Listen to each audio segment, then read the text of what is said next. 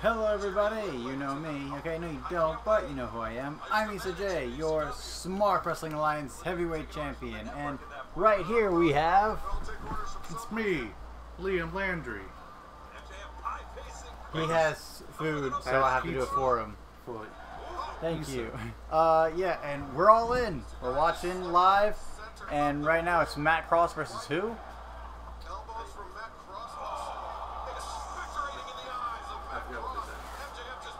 MJM? Matt Cross versus MJM is the first official match that I guess wasn't announced. But yeah, everybody, we are live.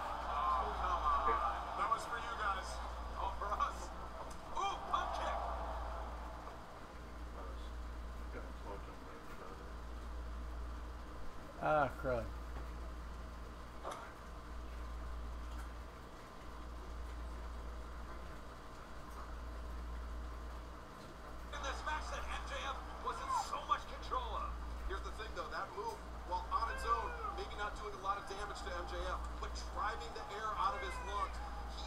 There we go. Alrighty. See,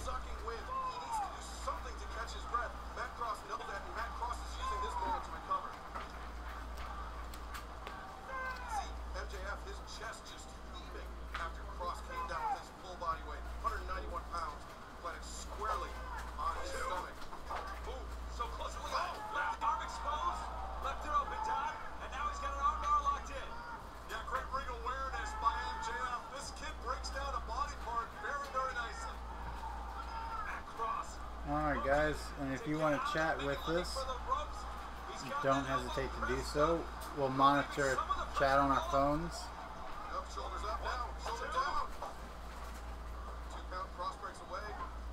He looks so much smaller for some reason. That was a pretty small person.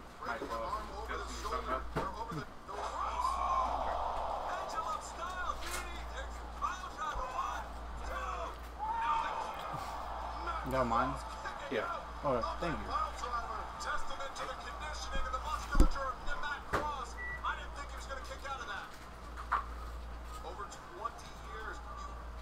What a pile driver. Effective muscles, and Matt Cross has that. How much more punishment can he take to the neck? We're seeing the great conditioning of MJF being able to work his game plan. Also lands on his feet. Ooh, he might have popped that knee. That's a big miss there. Throws the clothesline back. Off the ropes into a cutter. Matt Cross is up.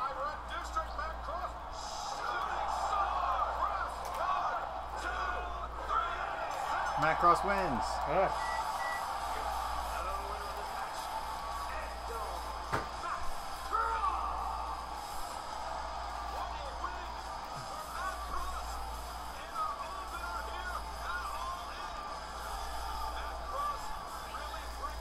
It's I guess we're not all bad. This person on Twitter, Suplex City Limits, or at Suplex City Limits, these are Fight TV figures that stream out quick while this goes down as a complete debacle for them because thousands have non-stop buffering right now. So I guess we had a slow start to getting it up, but at least it's out buffering yet. No, look at that, sponsored by Friday, TGI Friday. Nice.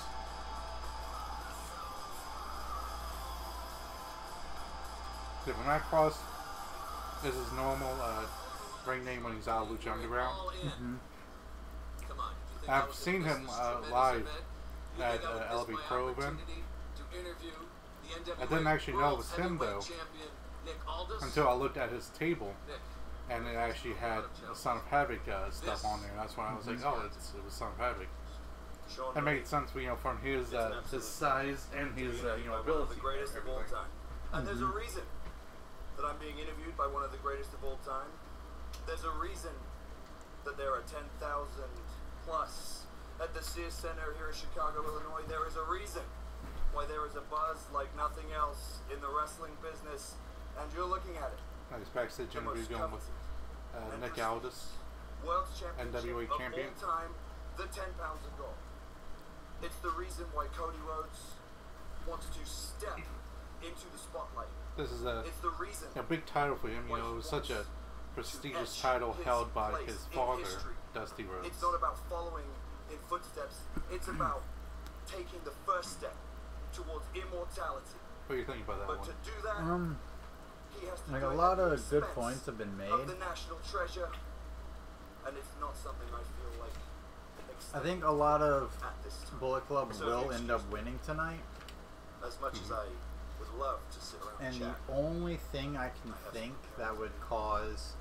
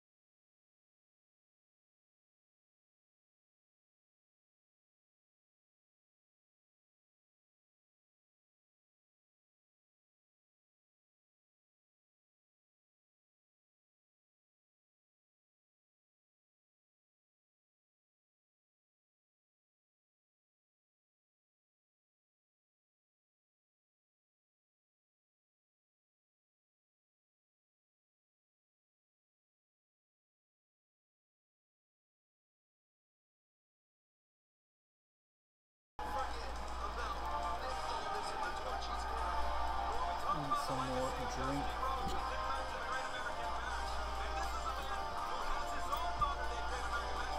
So there's so right now, if Cody wins, that shows the concept of bring more people with you. Yeah.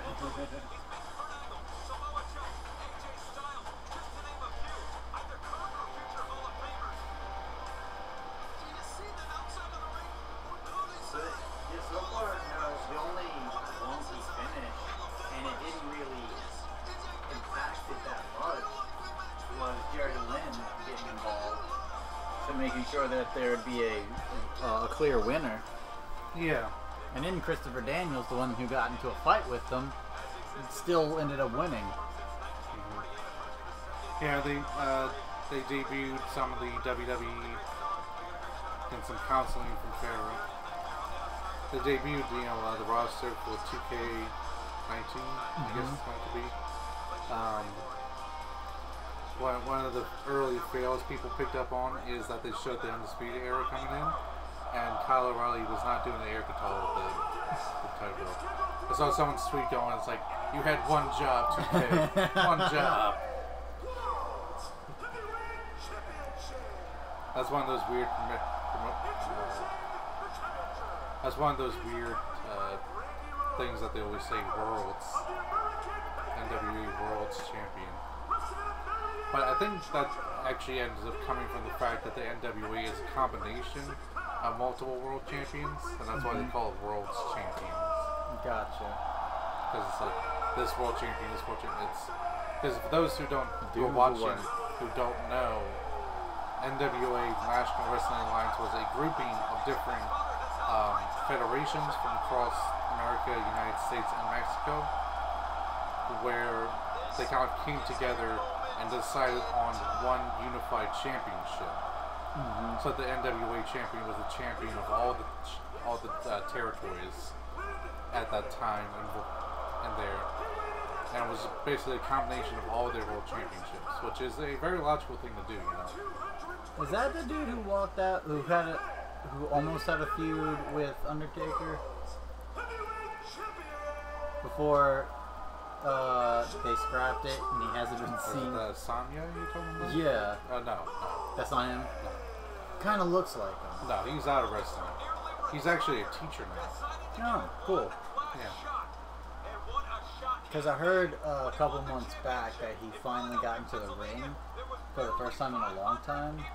Yeah, he may have done a little appearance or something, but that's not him. Okay. Yeah, that actually looks like a guy of Middle Eastern descent. The guy who played him, I think his mother was of Middle Eastern descent, his father was Italian. So he wasn't actually fully a person who's, Arab or, other Middle Eastern.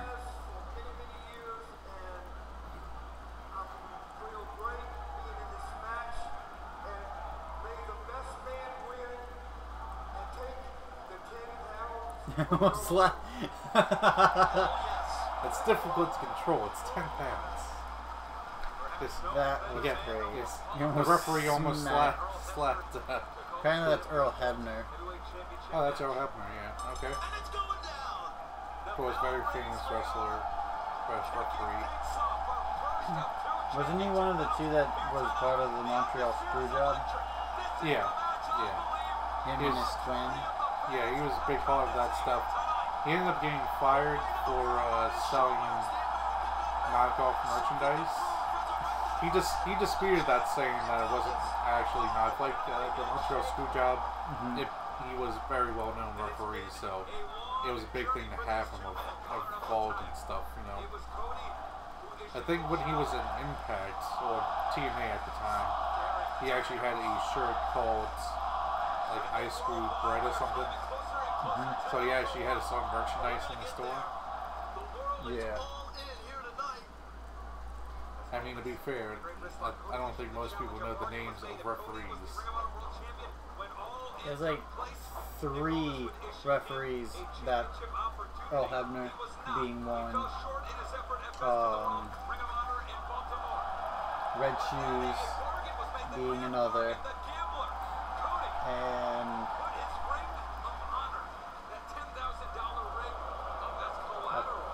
I know there's one more that the other guy in WWE that's been there forever. I don't remember his name though. That's kind of the big point. True.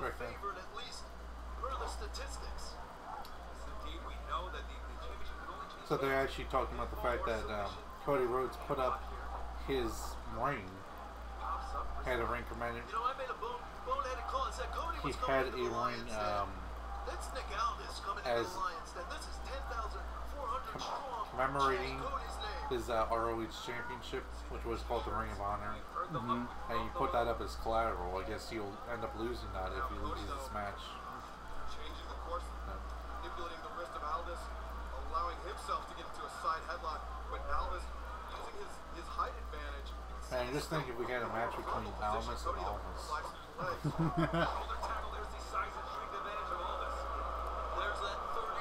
So he even said Almas there.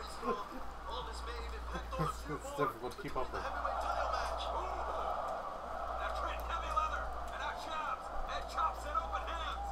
Thinking about it, I did get Fire Pro Wrestling Tuesday, so how's that game? So have you played it yet?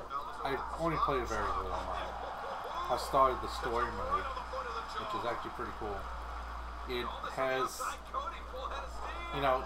kind of wrestling going through, but the storyline itself is based off it's set, not the storyline, but how it shows the story is set in kind of like a visual novel style. Cool. So you just kind of have the pictures of the wrestlers and it kind of does things. And it's also great that it introduces the wrestlers and it actually kind of gives you the background for them. Like it would go and it would go through, show you pictures of some of their matches and stuff, and kind of inform you about everything.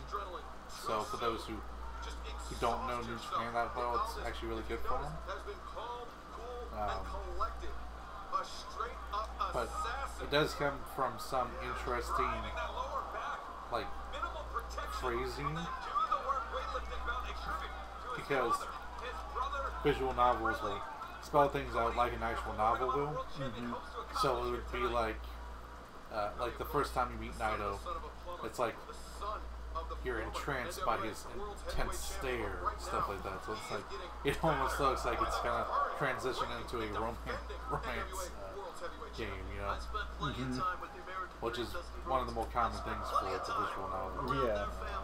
There's the romance, and then the I think the action ones and horror are your three most popular. Yeah, but it's like a cool one. It like starts off with like you in like the story starts off like you in a match sometime in the future, and it's just like really cool. It's like you put your name in. It's like he could barely get up to his feet. It's been 45 minutes. And they have like the count going, and you make it up to by 10 counts, and then it goes to a flashback to like when you first started, and it's like, and they make it sound like really intense, like you have to start off with a tournament to even get a job at New Japan, and even then it wasn't really a sealed deal, kind of. I mean, it is for game purposes. Yeah. But like you win the tournament, and then they go back and decide if they even want you or not in the tournament. But it's really cool how they set it up. Like I said, I haven't gotten too far into it yet. And you also make it so that like every match you win, you learn new moves and get new points that you can use to work out and level up.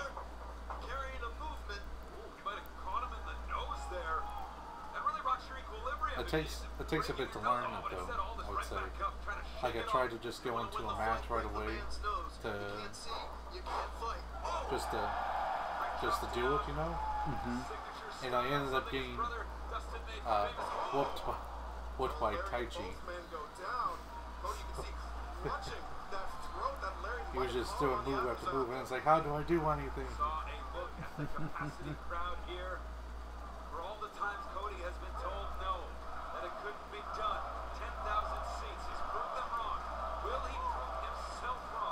And a very full arena there, you know. And not only that, but they're all behind Cody. Yeah. Look for the crossroads early. Great snap there out of it. Did you see the Pro Wrestling Illustrated top 500? Not all of it, but I did see the top 10 as reported by Cultaholic. Yeah. Two of your wrestlers on our show is number 1, number 3, respectively. Yeah. It's actually more than that. Well, yeah, I think, you also have the Miz in the top 10. And AJ Styles. I have AJ Styles as well. So I have the top 3. Oh, okay. Omega, Styles, and Okada. And then 4 was Brock Lesnar. Then I also have Roman Reigns because he's a new pickup. And Braun Strowman. I have most of the top 10. And I think I have none. Yeah. See? That's some good picks right there. Hey, Jay Lethal should be in there because he is a major champion right now. Yeah, I don't know how they ended up. I don't know how they ended up picking it. It's kind of weird. Like it's half kayfabe, half not. Yeah, and most of it is New Japan and WWE. Your two biggest hyped up right now promotions. Okay. And the weird thing is, it doesn't make a lot of sense. They called in it. kayfabe. Is this for reals? I don't know. The weird thing is, it doesn't make a lot of sense in kayfabe, you know? Like, why exactly is the Intercontinental Champion ranked above world champions from other companies? Especially major companies like AAA or CMLL or Impact. Like, Austin Aries definitely should be in the top 10. Especially if you're going with the concept of kayfabe, you know? Because, I mean, kayfabe-wise, who's bigger than Austin Aries with all the championships he won?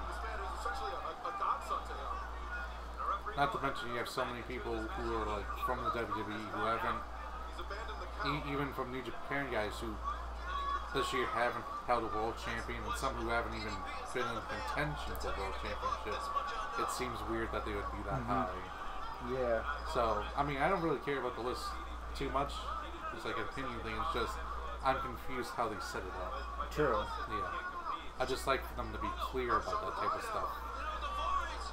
Oh, That's okay. Daivari, That's Arya Daivari's brother, Sean Daivari. I knew he looked familiar. Yeah. Yeah, he was. He was the mouthpiece for the guy. He was the manager for the Yeah. Yes, that's what you were probably thinking. Whoa. Up. Going for the diamond cutter. But Diamond Dallas Page, I'm sure that's a guy who could probably still go in the ring if he wanted to. Yeah. He doesn't need to. I mean, I'm sure he makes a lot of money from his DDP yoga. Crowd really behind DDP over here. Checking back on Cody. We're gonna take a look at a replay right here. Look at this. Spins Daivari around. Caught him. Picture perfect diamond cutter. I'm talking about what happened to Cody. Show the replay of what happened to Cody. DDP to the back. Nick Aldis. I mean, I think it was mostly just a setup for all that. Okay. If it was real crosses, they would probably cut away from it a lot sooner than they did. And then it looked like Cody bladed himself. That was probably what DDP was doing, just handing him the blade. Oh, okay. Because when he picked him up, he didn't have any blood on his face. That's, Very true, yeah. yeah. So he's probably handing him the blade, giving to him. A very Dusty Rhodes thing to do, you know. I mean, I'm surprised Brandy is so okay with this. I mean, I think she knew what she was getting into when she married the guy. True. Now, granted, almost landed him on the head with that spinning power slam there. I would say Dusty Rhodes never really bled like Ric Flair there. So. Ric Flair, I'm surprised he didn't die with the amount of blood that he would lose after blading. Also, if you're not familiar with what blading is, it's literally taking a blade and cutting yourself on the head to have the effect of a lot of blood loss. Because it's going nicking and a miss. Just a very short facial wound. It can end up causing some big scars. You see some of the wrestlers who did a lot of it, and they will have some deep gashes in their foreheads. I think Dusty Rhodes was one of those. He had a lot like that. Abdullah the Butcher had major ones right on his forehead. That was a big thing for him. Yeah, it's a lot of and those then guys. if you end up blading in the wrong spot, you could end up like Eddie Guerrero, where you almost kill yourself. Yeah. They don't do blading much anymore, especially after more knowledge about the concept of disease transmitting through blood and everything. And there have been instances where wrestlers got things like that, some diseases like that, and people kind of link it definitely to blading. Abdullah the Butcher is one of those kind of concepts too, because a lot of people accused him of having it and not telling anyone about it, and ended up giving it to people. So. Yeah. So under the right circumstances, it's pretty good, but it's probably better without it, Just because, so much more about the concept of that figure 4 leg got transferred over. But Cody was able to roll it all the way to the ropes. So how does that end up transferring the pressure? I don't know. Not a figure 4 leg expert. Because I can see how the figure 4 will end up hurting one of your legs. But they have they had a Cracker Barrel advertisement as well. Oh wow! Which is funny if you follow the Bullet Club on Twitter. It's kind of a normal thing for them to go to Cracker Barrel and take a photo in rocking chairs in the front. And I think Cracker Barrel on their Twitter pages they even called out that as well, so they're kind of familiar with it. Yeah. It's kind of cool when you see Twitter pages that are knowledgeable about wrestling and things like that. I think I told you about the Wendy's post when they not only responded to a tweet that was making a fun of a Smell Joe promo about Wendy's, but they referenced they referenced the Scott Steiner math in there.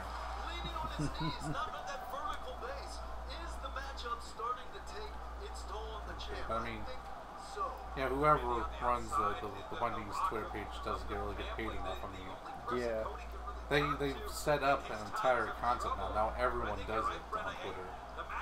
All the companies, and it was all started with Wendy's.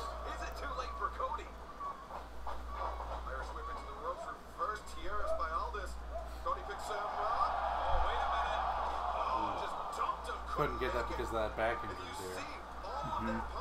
I think this is a nice, good old school match right now. With some great, maneuvers and stuff, and kind of new age stuff, but some real good old school storytelling. Kind of going for like a spinning Alabama slam.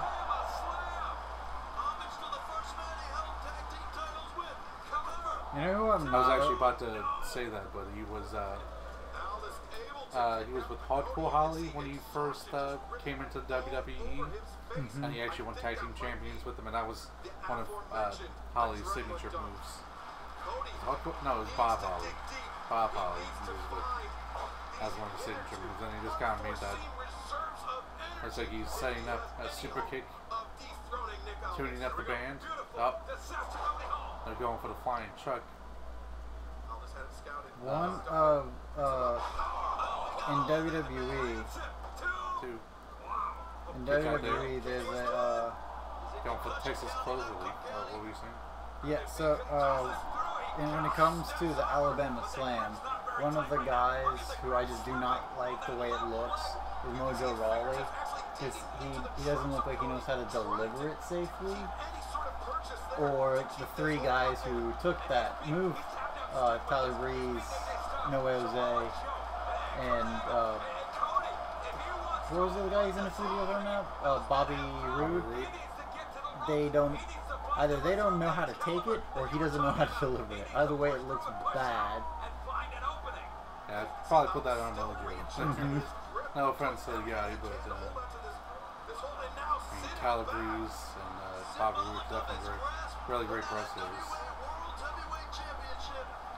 And that was really cute. Brandy trying to push the rope, but Cody way too far. Yeah, in the middle of the ring, but she's just pushing it. Yay, Cody! You know, one thing I feel that WWE doesn't do much is like when people are in moves like that, they don't give the idea of just them standing up like that. Like, it's a great selling point because the thing is, when you push yourself up like that, you put more pressure on the back, so it's more painful, but it allows you to get there to the ropes. So it's kind of the trade-off. Like, you put yourself through more pain in order to get the thing. And so it's a really great storytelling purpose and psychology and all. I first saw that like in New Japan. There was quite a good, just nice sit-out power driver right there. Belly to back Delivered power driver. perfectly. Yeah. But it was a match between two young lions, and they were doing that and that. It's like, yeah, it's a smart thing. Like it gets the face more like grit. Like he's really giving it his all. And I just thought, yeah, you know, why don't they do that? It's a weird thing that they just. Oh, Brandy's now in the ring. Thank God Randy's in there. I mean, that move used to, the mile driver, that it used to be banned in championship matches. Aldis may want to reevaluate his next maneuver. Did you ever see the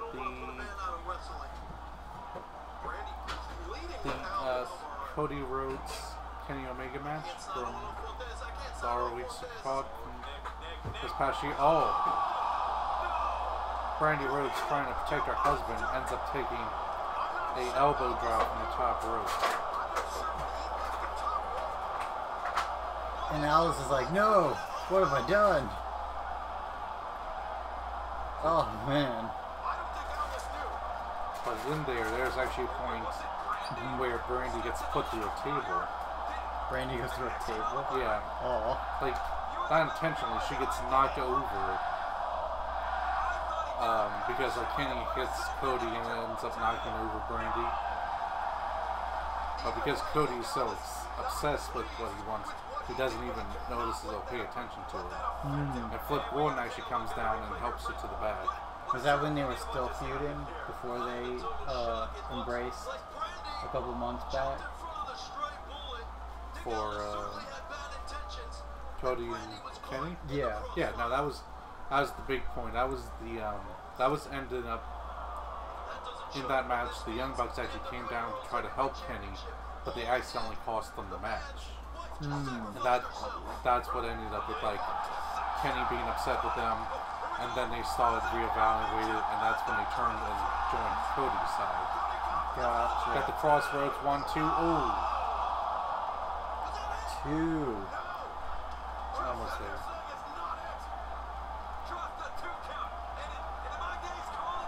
I think Brandy is like the best like support because she will get involved all the time. Like in their championship match.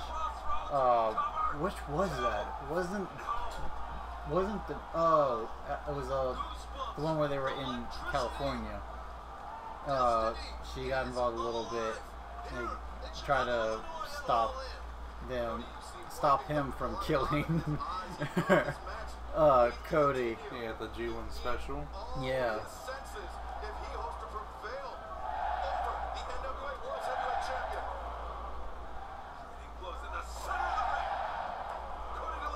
Oh, and apparently Mafu's in a box suite.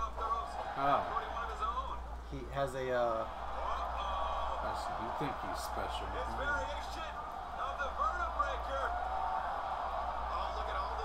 But this Cody gonna have the back string to lift him up into the vertebrae. Ooh. Almost flips out of that. Ooh. Tried to go for the crossroads, but got converted. Going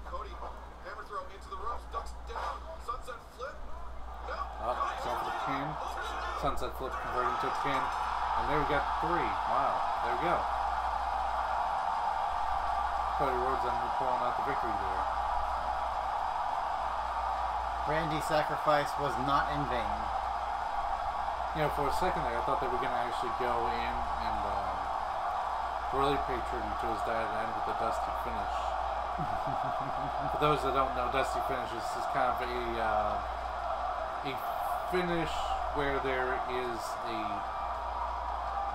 winner, but it kind of goes in with like a little doubt. It's like saying it's way for a person to lose, but still keep their their heat and everything. A very common one is where like they go from maybe like a German suplex into a bridging position, but both shoulders ended up being down, so both guys counted. So they kind of do stuff like that. Yeah, you just called him Cody there. Yeah. I don't know, there still may be some legal trouble. But you know, it was a really good matchup there. So what do you think is going to be match of the night? Do you think it's one of the ones we already seen, or? I have a lot of expectations for main event, Golden Elite versus the Luchadors, as well as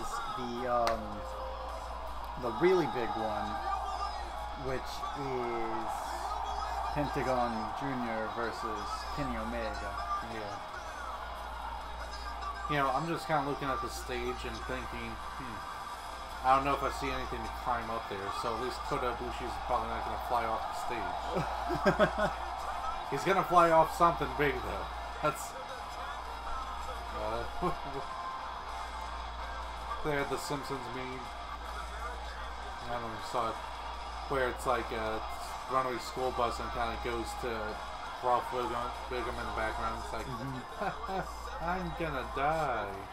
And they had that one, but with Kota's head on Ralph Wiggum. Oh my gosh. I mean, same can be said for, did you hear about, what the crud is his name? Will Ospreay and the other guy? They're doing a destroyer off of, like, a balcony thing. And the one dude is talking to Will, and he's like, dude, I don't think I can do this. And Will's like, no, you can do this. Trust me, you can do this. Was that a recent thing? Yes. Was it? It wasn't the his match with Walter, was it? No, it was. I think it was either before that or after that. But I want to go see that one because apparently that was a really great match with the five. Yeah, I heard good things about that one. But yeah, apparently, I think it was an event right before the Defy event.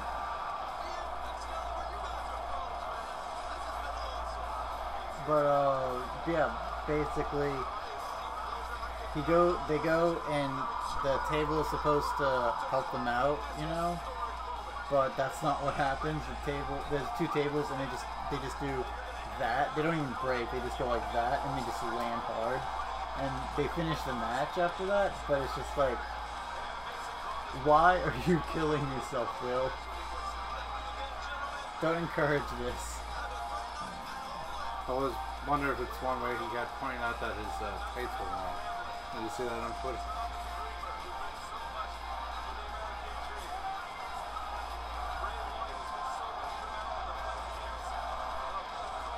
There's Pharaoh. He should go in there and celebrate. Either that or have the heel turn. He just jumps on and attacks him. Yes. And just takes the belt and runs away with it. Yeah.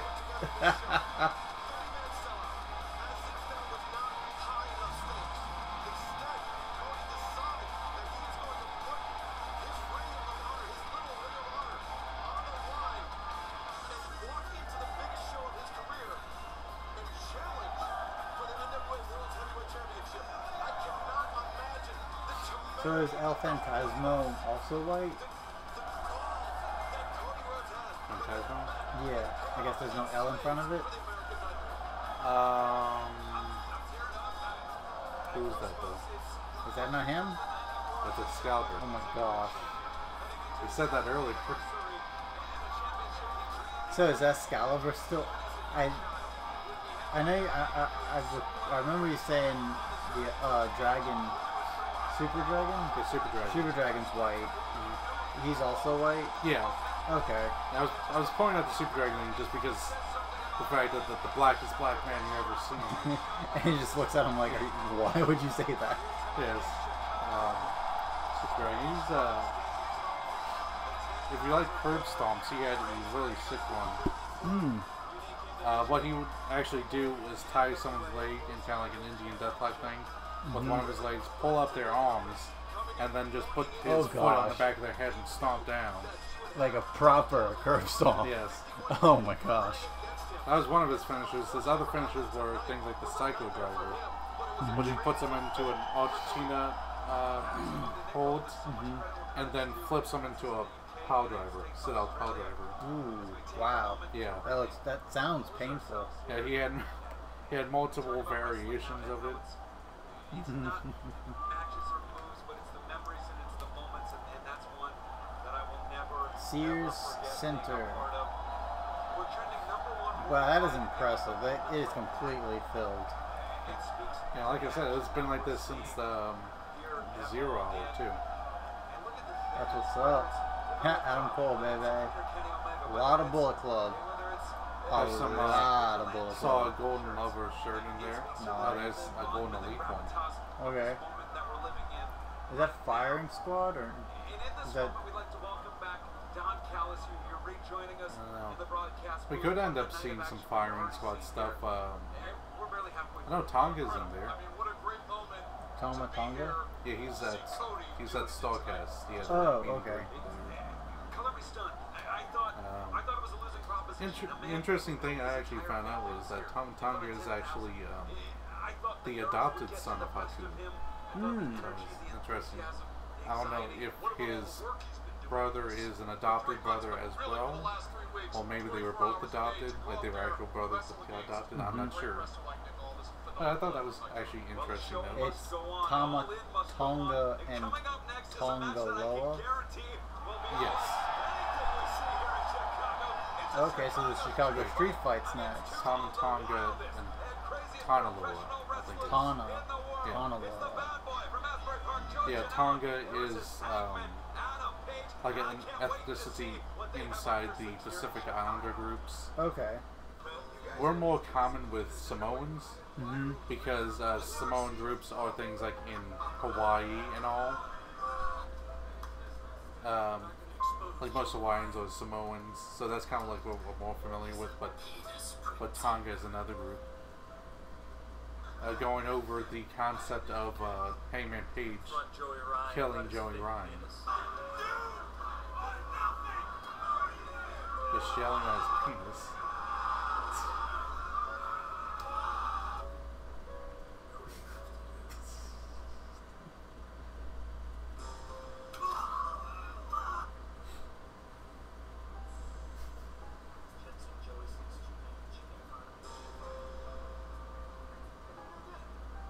I don't really remember the night Joey disappeared. Is that Hurricane? Yes. Shane Helms.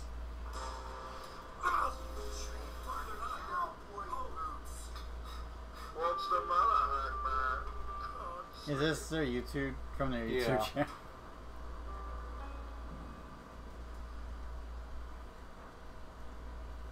Hey, Paige, wake up. You're up next. Come on. It's a gorilla. Is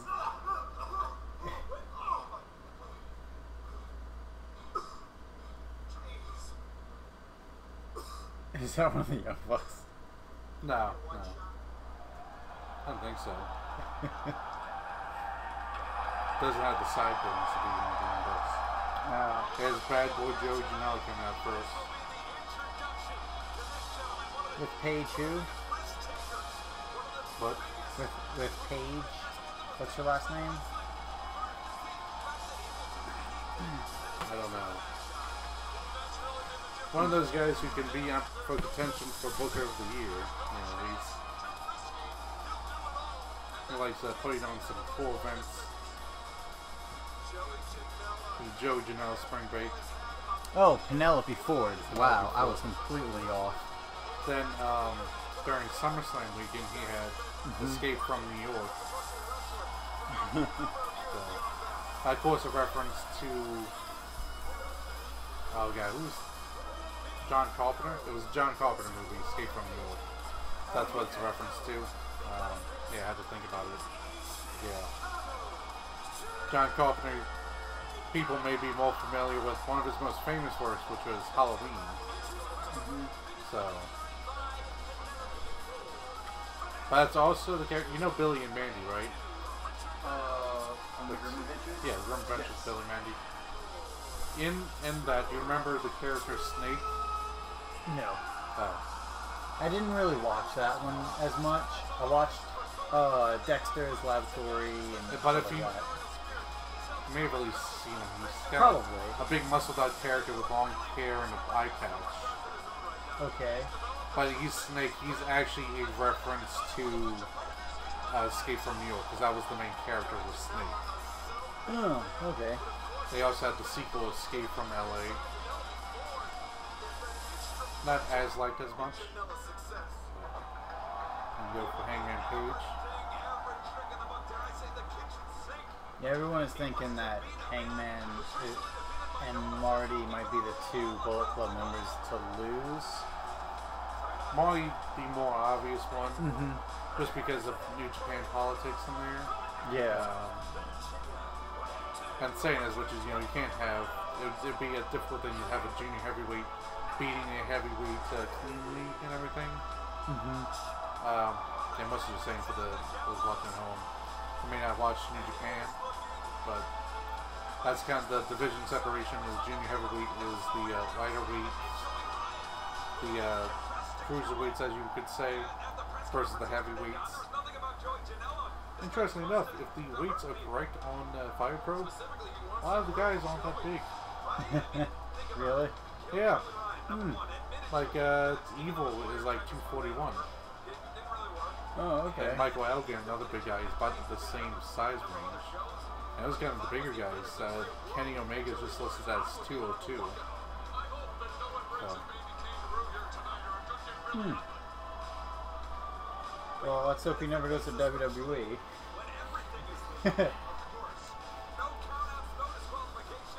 You are in 205 now. But I was the heavyweight champion. They gotta put on 4 pounds real quickly.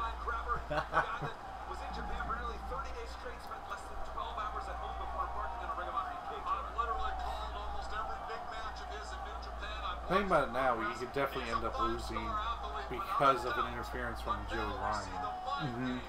Because of all the package that they put in front of it. Yeah. Of course, Joey Ryan, like any big name right now, is in Chicago for the Starcast and everything. Yeah. I think he was the 120th wrestler in the Pro Wrestling Illustrated Top 500. I saw that on his tweet. Who was? Joey Janela. No, okay. Not Joey Janela, sorry, Joey Ryan. Oh, okay.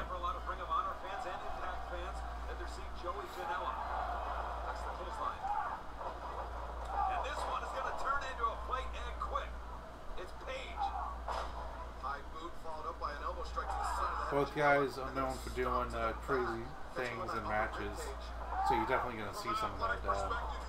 Joey Janela really came up with very early on with CZW, Combat Zone Wrestling, a big hardcore wrestling group. Both guys, of course, have a lot of technical abilities as well. They don't really, but it's with the Chicago Street Fight stipulation, it would be crazy not to think that they're gonna have some big spots.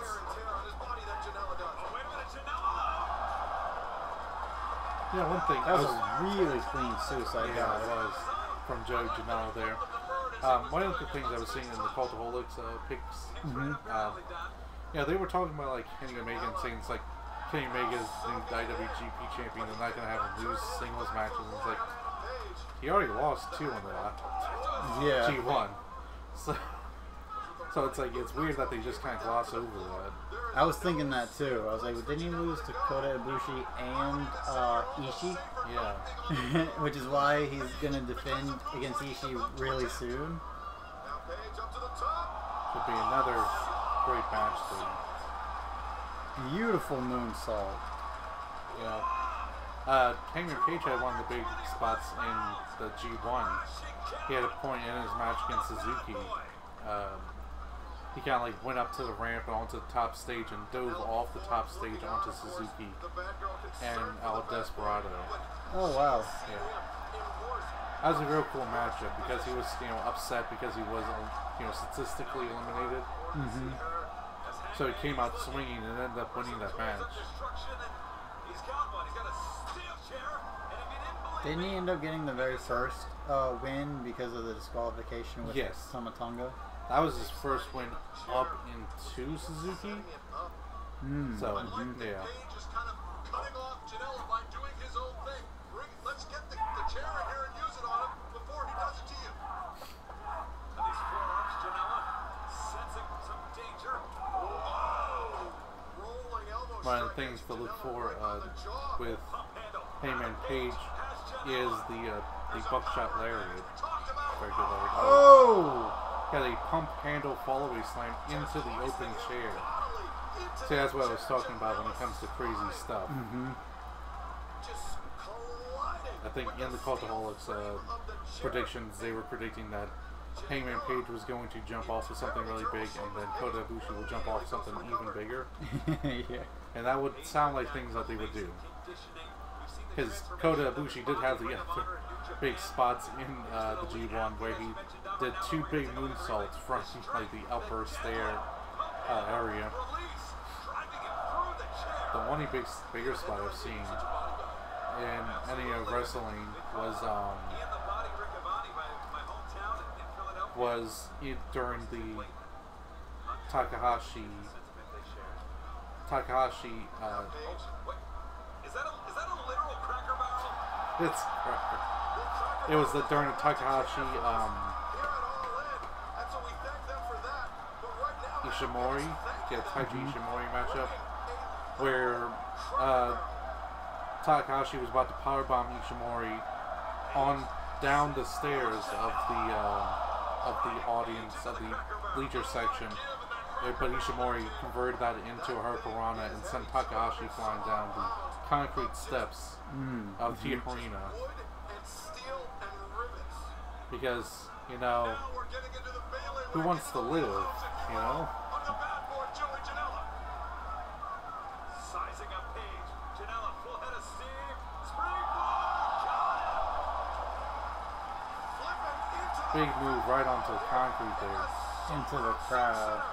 Yep. Off of the Cracker Barrel. Off the Cracker Barrel. Great big spot there for the Cracker Barrel. Once again, Joey Janela. Great footing. A great somersault on to Page. Got all of it. Really fun. Did you ever seen the? Live action. Janela throwing Page into the ringside area. He's now upended the Cracker Barrel. We talked about Adam Page being so athletic. I would say Janela is sneaky athletic. But Janela rolling the Cracker Barrel. I can't remember his name. Cracker Barrel being used. He's gonna try to roll it over.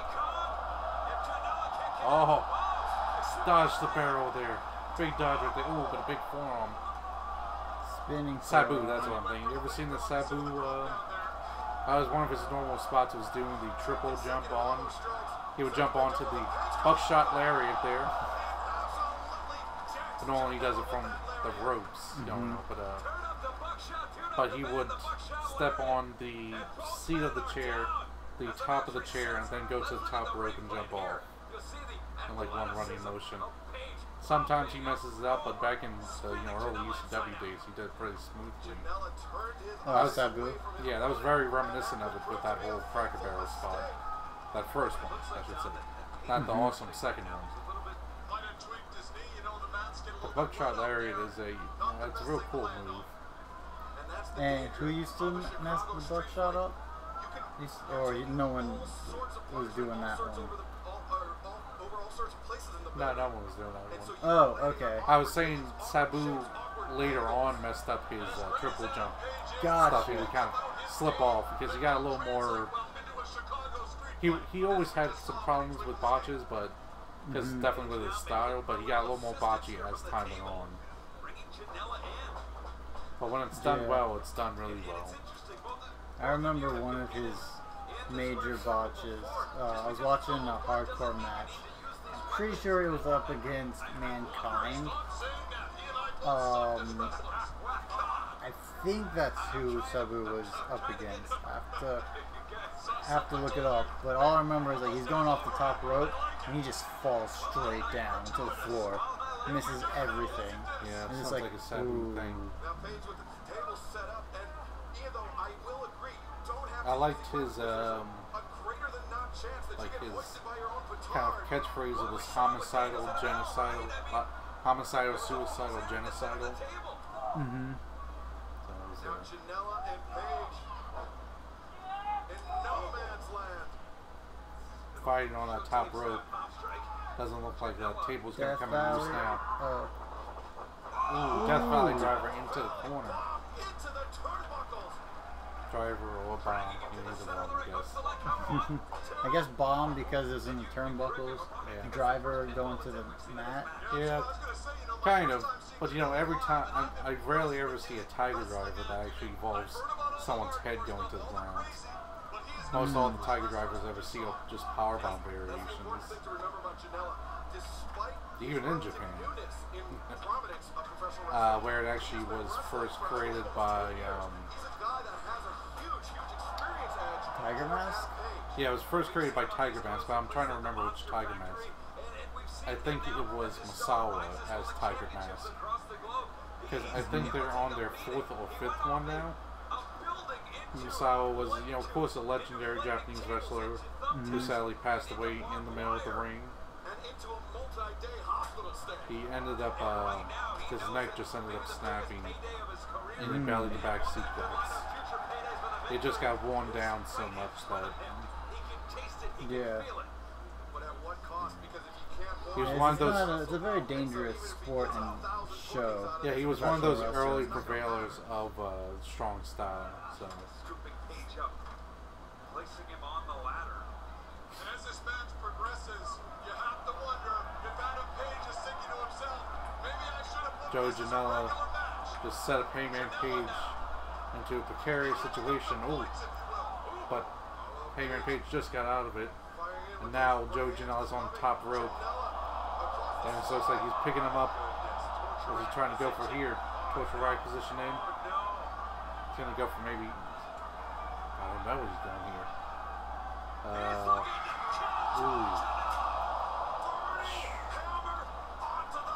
A burning hammer onto the ladder. A burning hammer kind of variant onto the ladder, and the ladder ended up just kind of bouncing off and landing on Joe Janela after he hit the ground, making it even worse. But real burning hammers are just sick when you see them. Really? It's one of those things that you're only going to see in Japan. The guy who invented it, I think he only used it like 5 or 6 times. It was one of those rare finishers that he did for very special matches. But it basically puts someone in there, and then you lean sideways and land them on their top of their head. Yeah. Wait, so on to the top of their heads? Yeah, you just go sideways and you just land them right on top of their heads. Oh my god. Yeah, that's why it's a very vicious move, and no one has ever kicked out of one of those burning hammers. There's been people who use that it's It's kind of like the difference between like a Death Valley driver to a bomb. Mm-hmm. I'm sure early Death Valley drivers, you probably drop someone on their head as well. But then they kind of like, let me just flip it around and they land on their shoulders. That's what most Burning Hammers kind of do now. They land more flat on their chest. And it kind of becomes more of an inverted attitude adjustment, almost. But yeah, those early ones were incredibly sick.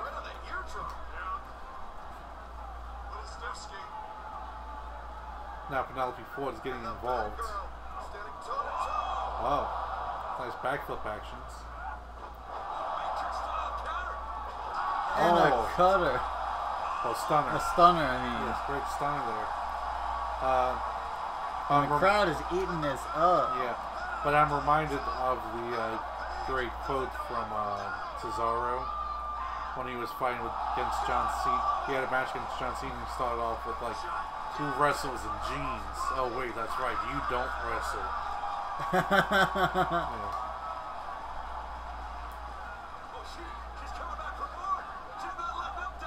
Yeah, Penelope Ford is really taking it to Hangman Page. Oh, right. Now Joe Janela's off the top rope onto Hangman Page, who is on the table. Nice Elbow drop there. Vicious one. As the table just like breaks apart instantly. Yeah, they definitely got the cheapest of the cheap. And there's no give to these tables at all. It's like the exact opposite of Japanese tables. But they might have went to IKEA and got these tables. No offense to IKEA stuff, but it's easily breakable, let's just say that. I mean, it's not even like real wood and stuff. You ever seen the inside of some of their stuff? I have not. They like have a type of cardboard honeycomb setup inside and then put the like wood paneling around it. That's what the inside of a lot of them are. There was actually, they had those type of desks for Achievement Hunter. Let's see what this run, big running lariat there. But they have like the IKEA desk had Achievement Hunters, and they had one that had like a hole in it for Gavin, and then Jeremy was like, hey, let me see if I can like do an axe kick. Let's see what they do. And they're like, it's like, man, I'm not gonna break this. It's not gonna last. And he goes, just picks it up and just smashes it and just all collapsed. And the computer collapses on top of it and everything. And they're just like, oh my word. And so no offense to IKEA, you know. I'm sure it's great. Never been to an IKEA. Have you been to an IKEA? I have not. No. I'm sure it's great. Sure it's great Swedish meatballs. So more tables being set up.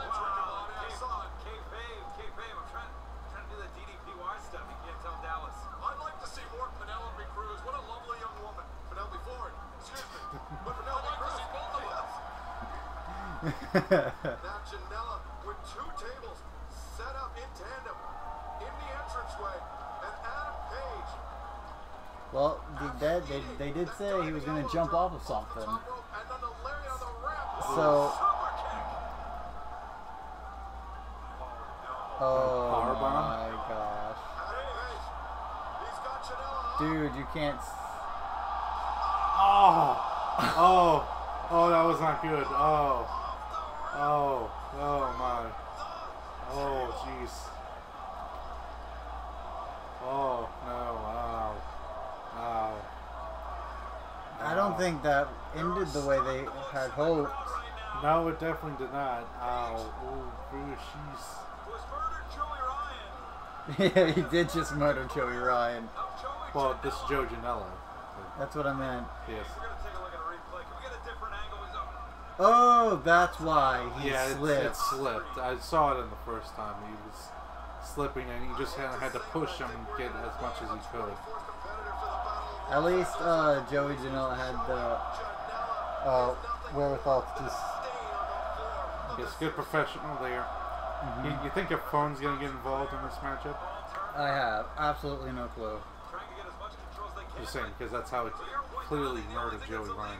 He's probably killing somebody. I think it was actually another one with when he's big. Like apparently they were calling out Joey Ryan and saying it's like he said something to them and it's like, hey man, aren't you dead? And he's like, yeah. Can you do me a favor and tell my hot wife that I still love her? And it's like, okay, cool, man. And then they actually tweeted his wife. Another buckshot lariat. Oh, he's doing his last rites. Oh. Oh, rite of passage, sorry. Is that a, oh, boy. Penelope Cruz about to get in there. Handed that intentionally. And, I'm saying more for that. And now she has the trash bag. I was saying, no, not trash bag, garbage bag. And, you know, trash bag. That, garbage bag. Who knows what's in Hangman Page brought up before. But are there two in the is it a phone? It looks like there is Oh, it's like a evidence. You're absolutely right. One of the corner, one of the Oh, what if they had the phone? It all goes dark and stuff. Oh, it's not the shoes. It's the boots that were talking to him. Those are the cursed boots. I'm being the elite. A They pop. have a boots chant. Speaking. Yeah, so boots are a pair of boots are more over than Roman Reigns. Oh, jeez. He just super kicks Penelope Ford. And Janela is going mental. Janela had to witness all of it. Oh. And a big old super kick from Joey Janela. Two. And a kick out. Adam Page walked into that super kick. Somewhere, similar Shawn Michaels is, Janela literally super kicked going crazy. into Page's face. It's almost like a double super kick. Apparently that was a double super kick because of the boots. Chicago loving this. The super kick caught him right under the jaw. I wouldn't be surprised if some teeth were broken. And it's Janela now. This match is Only still, just a few wow. minutes after They're just going all out for this one. You think we're all in for this one? Well, they're already all in, and now they're going all out at all in. They went to Flip's party. This is a Chicago street fight after all. They went to Flip's party? No, I'm saying that was Flip's party. Was all out. Because, Because he wasn't wasn't supposed to be in booked. there yet. I think it was a funny part in there. They were advertising one of the people that was going to be there to meet up with was Okada. And like Cody responded with saying it's like Flipboard doesn't even know Okada.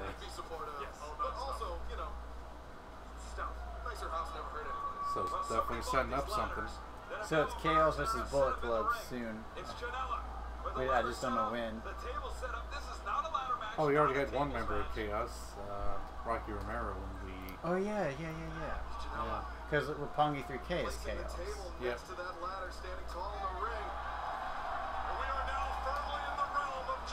That's right, they're LIJ.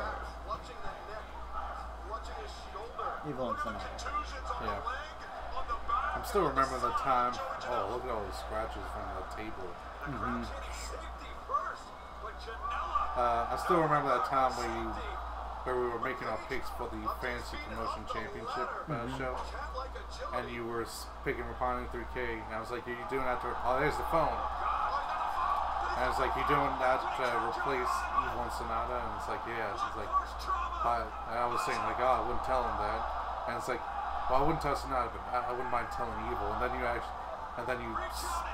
watched Evil and Sonata, and it's like, "Oh wait, that's Evil." Never mind, I definitely wouldn't tell him. Yeah. I'm figuring you confused Evil for Ibushi. Oh no, right a passage from the top of the table. Top of the ladder onto the table. 1, 2, 3. Also, they had every time Hangman Page hit Janela with a phone, there was phone chants. And two inanimate objects, more over than Roman Reigns.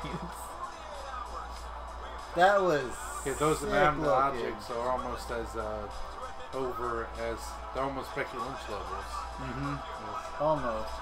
I mean, he tried to make it as safe as possible, but dang it, that was ugly. Yep. I'm trying to remember who it was. It might have been Sam or Jack, one of them. But they were saying that they think that Hangman Page was going to win. That Joey Janela was going to try to go for something too far and then ended up costing him. And that's what ended up happening here. Ooh. Lights out. I was actually trying to say something like this earlier. Like they were going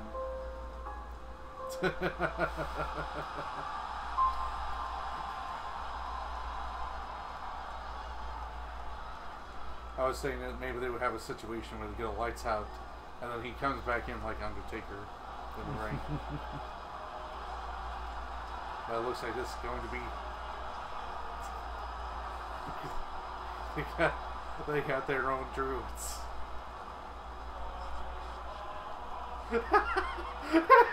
Oh my gosh.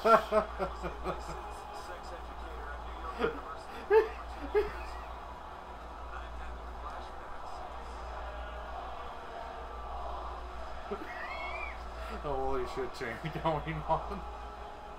Oh my gosh, what in the heck? For the dick rids. A bunch of penises.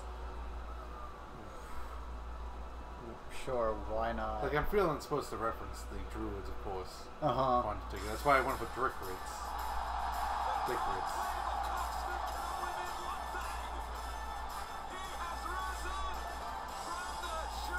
It's Joey Ryan. He's come back from the grave.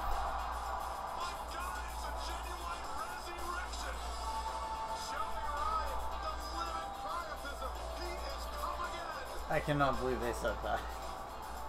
What, the he has come again? No, the res erection. Oh my I god. think the come again one was pretty good too.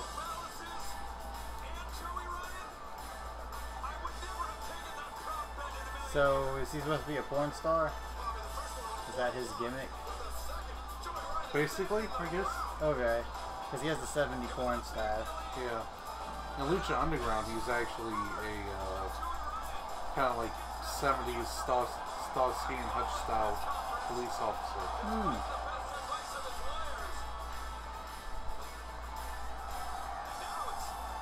I'm surprised nobody in Bullet Club has done a lot in Lucha Underground yet. Because a lot of guys that have on this show are either still on at Lucha Underground or have been there many times.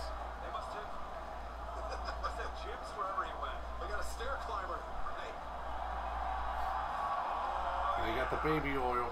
There's two things I love about professional wrestling. The best friends hugging and Joey Ryan lathering himself up in baby oil. That's an awkward comment there. Adam Page, the Hangman, looks like he has quite literally seen a ghost. He may have. Do we know this isn't some interdimensional facsimile of Joey Ryan? Don, do you have any knowledge on the Great Beyond? No, I'm an expert in penises, but not in the Great Beyond, sadly. Expert in penises. Now look at that, he's omitting to the fact that he murdered him. Joey Ryan relying on the dark Oh. Getting the dick suplex here. goodness.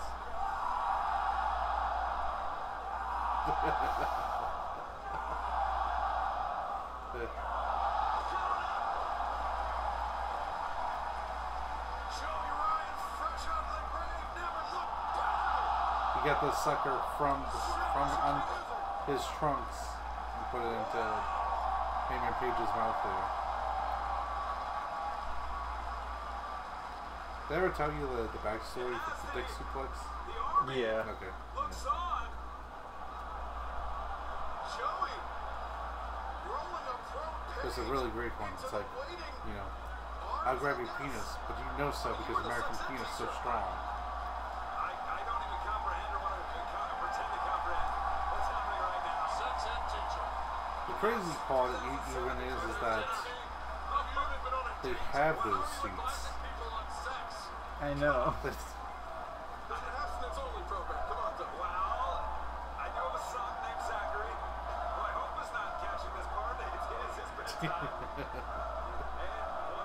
So it's good to see Joey Janela back from the grave. Joey Ryan. Sorry, Joey Ryan back from the grave. Yeah, it might take a little while for Joey Janela to come back. Preston Penis chance. Oh my gosh.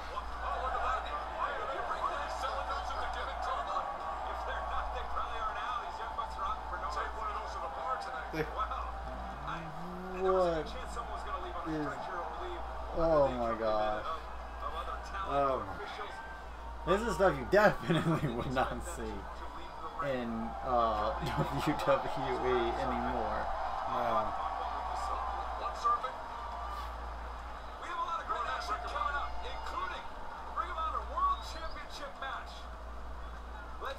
So who's El Phantasmo? El Phantasmo.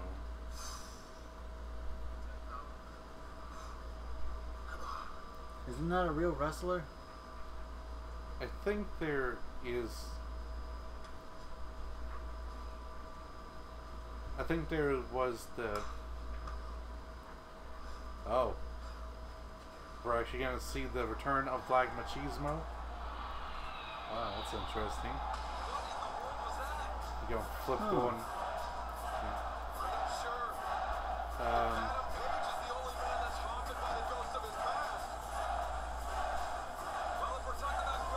You want to check the audio? Okay, yeah.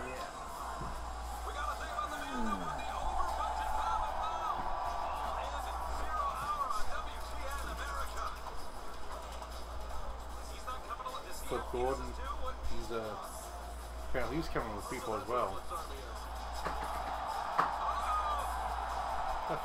That was good. He's actually come out with Brandy Rhodes, who had a costume change.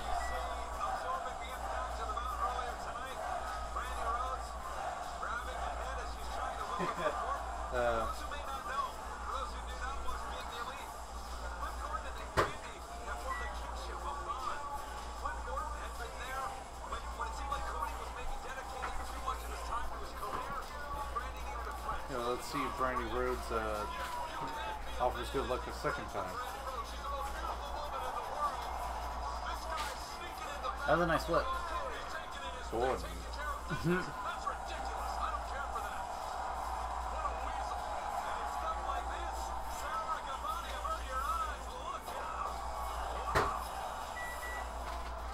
Okay. That's one of his normal things. Yeah, we're getting Black Machismo. But yeah, Brandy Rhodes had a costume change. Did you get to see it? I missed the costume change. But she got into like a army girl type look.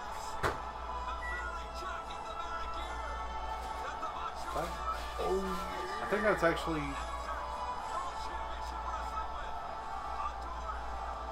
I don't want to say anything too soon, but that might be Macho Man's brother.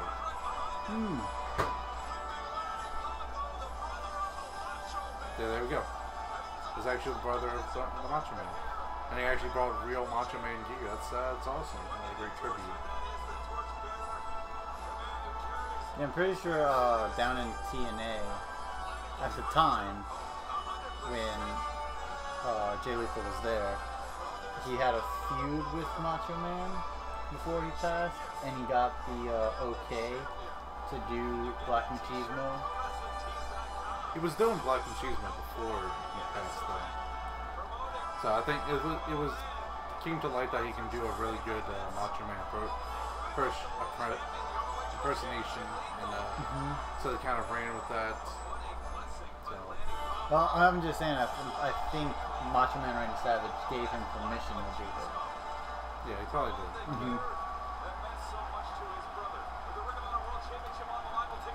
But yeah, but Brandy kind of has the sexy army girl outfit.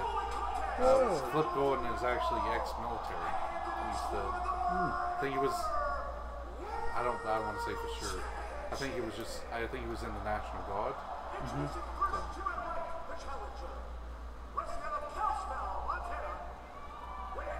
See? And that's why he has the camouflage trunks. Now she was cute. She came on, did a little salute.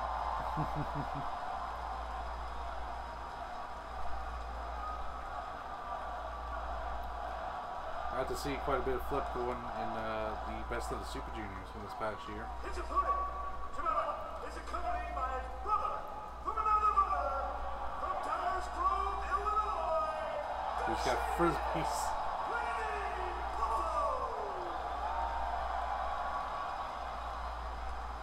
Wrestling out of Elizabeth, New Jersey, weighing 250 pounds. Surprised they don't say Miss Elizabeth, New Jersey. World champion. Unless that just opens up some bad wounds. Lethal captured the title in Fairfax, Virginia, hitting the then world champion Dalton Castle in a four-quarter survival match that also included Cody and Matt Taven, defending it all across the world already. Take a look, a little exception there. They say the Ring of Honor logo all in World Championship. That's what it's all about. I don't know. I guess that's something that ROH asked them to do. Make sure to put their symbol logo up there. That Probably. These spirits from the past, this Black Machismo spirit, but he's also a man that is tasked with bringing. Ladies and gentlemen, at this time, please welcome, representing the Ring of Honor in this World Championship match, ROH Ambassador, Kelly Silky. So instrumental in the growth and the stewardship of Ring of Honor over the years. We're talking about the tale of two lethals, though, Excalibur. He's a man. You want to bring the I'm Mountain Dew just over here? thinking about when he rose to prominence, as we see. Thank you, sir. That's a Oh, win. there it is. That's the Mega Powers Win. handshake. When Jay Lethal first started in Ring of Honor, he was on the receiving end of regular drubbings at the hand of Samoa Joe, night after night after night. And then he transformed himself into Black Machismo, but then transformed himself back to Jay Lethal. Will we see the Code of Honor adhered to? Yes, indeed. Should be a great match. Singles match here. Of course, Lethal's coming off a huge title defense against Mark Haskins. The Honor Reunited Tour just 2 weeks ago. Let's take down there. Both men stand off. And we've seen so much from the outside. Oh, wait. Wow, Jay Lethal taking off with Brandy.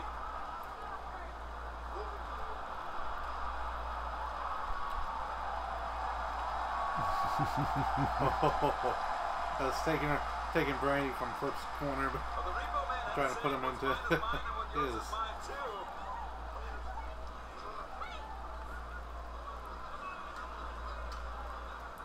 Maybe seeing a little of that possessiveness that Jay gets when he transforms into Black Machismo. Ooh, collar elbow tie instead, knee to the midsection. Quick jab from Lethal. Nice flip ropes, ducks the back elbow. It's an arm drag, takes Lethal down. Back into the ropes, slides through the legs. Another arm drag, taking Lethal down. Shot to the chest, backing Lethal up 2 steps. Sends him in, hammer throw into the ropes. Lethal puts on the brakes. Nope, throw of his own. Ooh, crossbody cover one. And Don, I know you were so Nice. impressed when you saw Back him and perform forth for the to first start time off. live in Japan. The Honor Reunited Tour. What stood out for you? What makes you think he can walk out of the World Championship I think tonight? 2 things. I think his athleticism and then the fact that this kid honestly thinks he can beat just about anybody. And that's a good start if you're going to have a long career in the professional wrestling business. Here's that athleticism as he skins the cat back in. Shades of Ricky Steamboat. Oh, but sent it right back out. I have no idea what it's Shades of called. the Macho Man. What? Skin the Flip guard cat. that served our country. That's what that called. Flipping back up. National Guard. Oh. State amateur That wrestling couldn't tell you champion why. for the state of Montana. was a college mascot. He was Cecil the Cardinal. But perhaps no job more high profile than the one he has tonight in facing the world champion Jay Lethal. Now, Brandy's already been on the receiving end of one elbow drop tonight. And if she's willing to put her body on the line for a second time,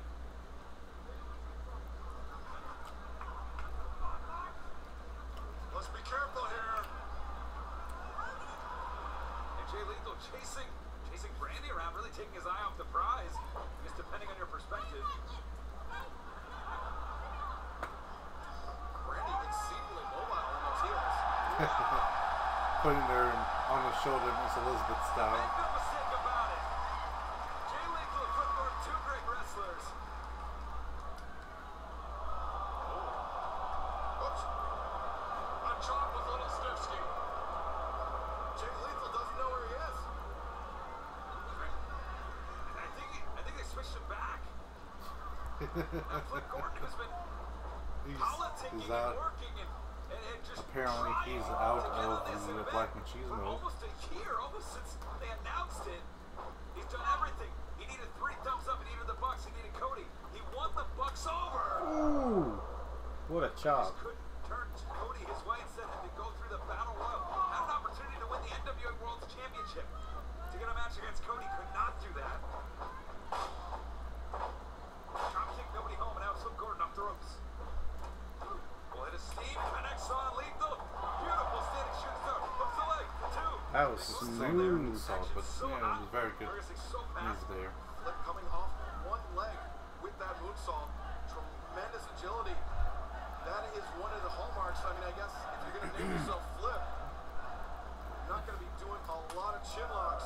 Ooh. And as Very athletic athletic wrestler, as Jay but Lethal is, he might be at a not the slight sharpest tool in the deficit shed, with that whole Flip Look Gordon. at that. Really? I think I told you before how he is a flat earther. Oh yeah. I think him and Moose are flat earthers. Moose too? You can't beat him if you And can't then there touch was But the that doesn't make any sense. I There are know. proper him. Charging in, Lethal goes up and out. photos. Here we go. But- Got him. Connects, driving Lethal into the railing. Oh, then that'd be so cool if they got Code Breaker.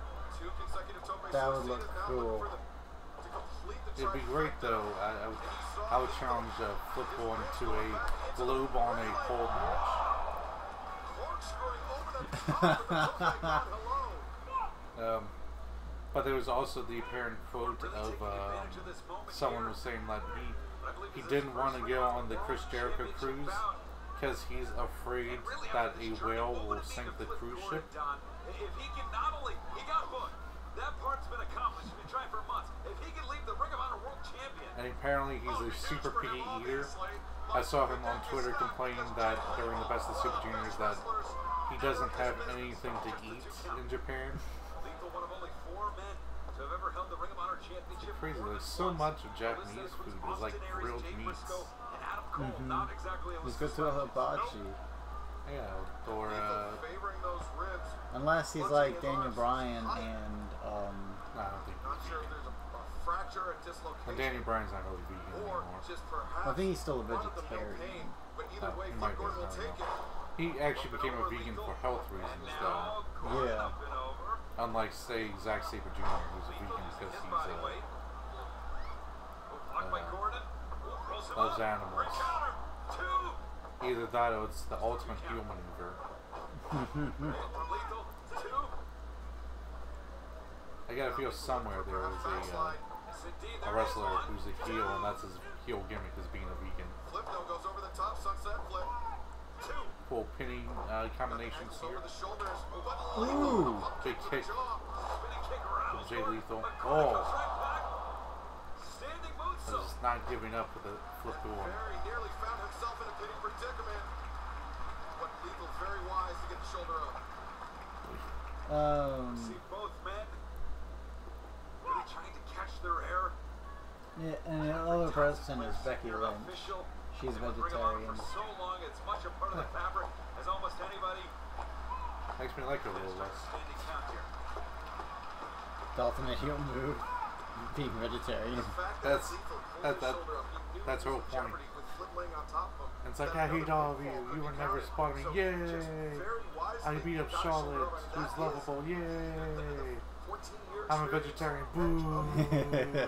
Lethal was a guy who always dreamt of being a pro wrestler. Answered essentially a contest. I think. Trained. And it was What- there that his journey what- began. It was I with think the it was on support of his family.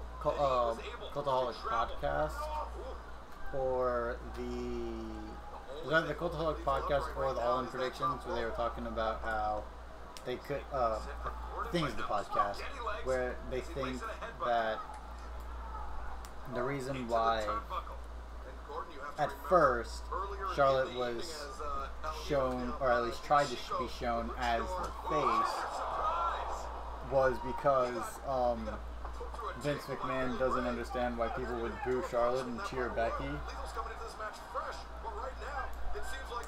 I told you, it's like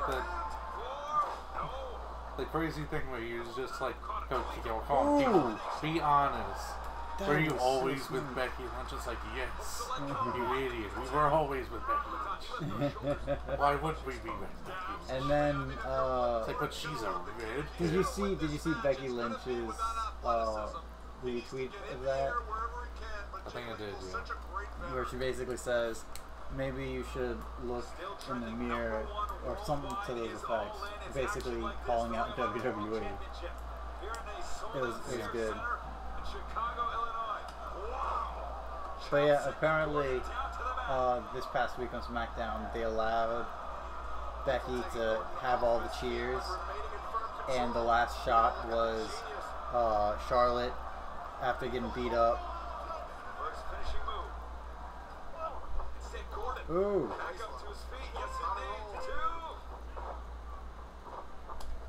Oh, high knee. Nice. Yeah, no, good comparison. Right now, We're going. Falcon Arrow. Oh, I'm just seeing- kicked out. I'm seeing right now, Auburn only has 41,000 tweets about it. All In has 107,000. So All In more popular than Auburn right now.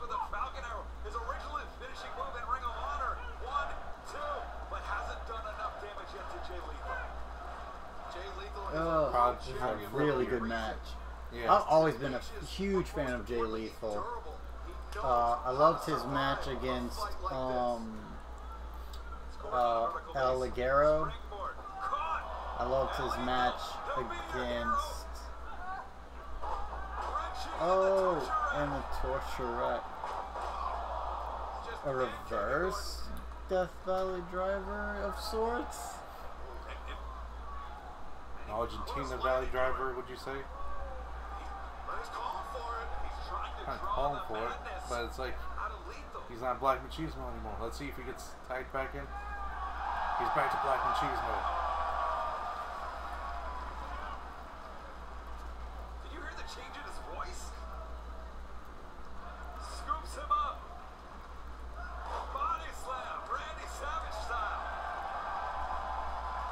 And now Lethal ascending the ropes. So is Brandy going to get involved again?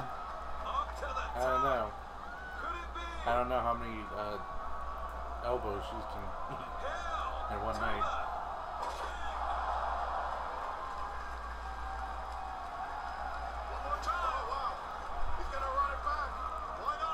Did you see the video clip of Becky Lynch destroying James Ellsworth? No. It was at the house show. They were doing a like she did the electrifying elbow, and she did the stunner. Well, she actually flipped off Ellsworth and did the stunner, like stuff. Nice. Yeah, so the crowd was going wild for all this.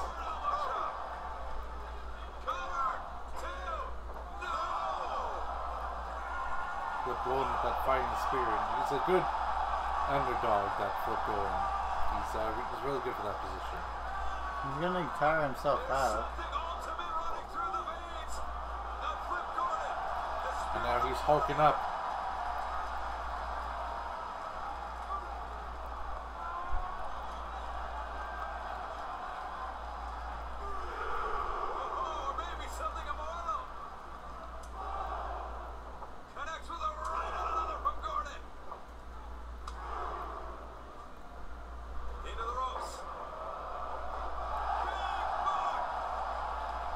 gonna hear that crowd. Oh. Hear him cheer. 2018's the craziest year I've ever lived in. Dodge there. Kick to the Hip midsection. up. Ooh. Great Pele kick. Flip guard it. You don't really see Hulk Hogan doing stuff like that. Springboard sling blade. That was nice. You don't see Hulk Hogan doing stuff like that. Nope, not even a little bit. I once did see Hulk Hogan do an armbar. Headed up to the top once again. It was it when he was wrestling in We saw Japan. him attempt the 450 earlier. From what I heard from Dave Meltzer, when guys like that went over to Japan, they had to add more moves to their arsenal, or else people wouldn't really care about them. But that was a big thing back in the territory days, because Japan actually, you made more money over there than you did in the States. So Americans would go over there more regularly to get some money. That's before WWF got very popular and all. And definitely before you got established contracts. Because it wasn't until like WCW that people were actually getting long-term contracts. If I remember correctly. Because that was one of the big reasons for Scott Hall and... Yeah. Big Papa Pump. Not Big Papa Pump, yep. Razor Ramon. Yeah. I think Razor is Scott Hall. Scott Hall, yeah. Kevin Nash. Kevin Nash. Scott Hall and Kevin Nash. There. Not only of losing the match, but losing the title. You know, Scott Hall's son was a part of Bullet Club for a little bit. Bullet Club? Really? Yeah. But he wasn't really that great of a wrestler. He was kind of below average, so he didn't last long in New Japan. Oh, great counter there into a major cutter.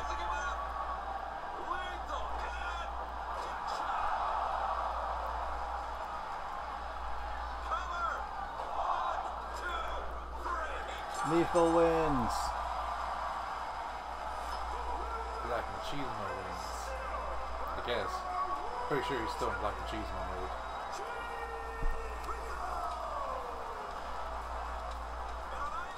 Now I'm just waiting for all matches to end with a parade of penises. Let's hope that doesn't happen. Let's see, of course, that's why Joey Ryan was so powerful. He came in with that many other people behind him.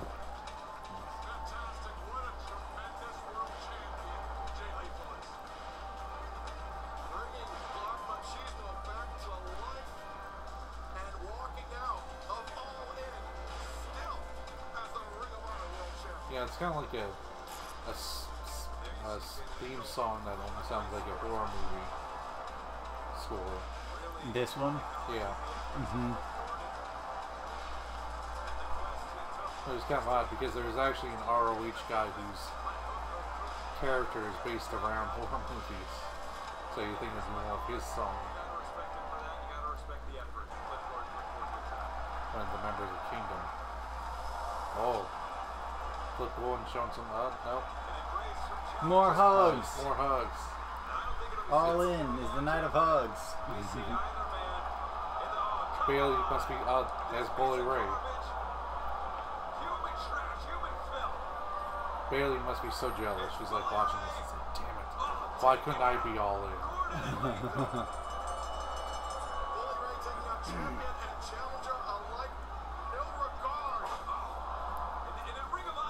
Bully Ray going around beating up people.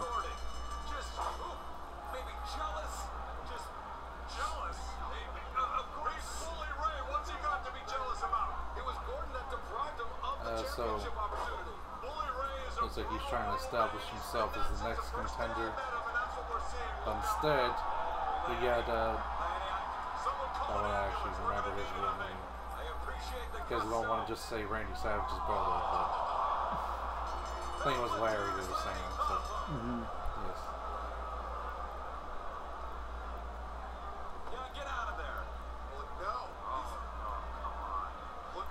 Like when stuff on the table and it's like, God damn it, Joe Janela used all the tables. Oh, he found one. Do you think he knows what to do with this? Sliding it into the ring. Can we get some help? Is anybody So, a fun story. Adam Blampier, from former guy from What Culture Wrestling, had to, well, didn't have to, but was booked to take a table bump. So Now, Brendan from Colt Cabana, who was also one of the last few men in there. oh, what a spear! Yeah. Colt Cabana, ex-friend of CM Punk. I think is what we were saying. So yeah, he ends up very cool Cobra Kai shirt in the front row.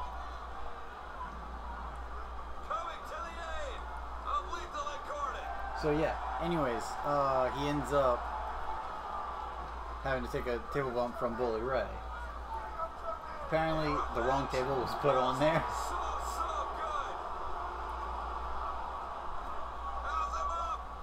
Hey, Colt Cabana looked strong.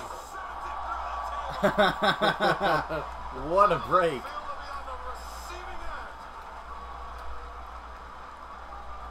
So they set the wrong table. Yeah, and Adam Blampier had to go through a real table. And he was like, in the ring, Bully Ray was like, okay, just so you know, this is not the breakaway table, but don't worry, I'll get you through it. It's like, what?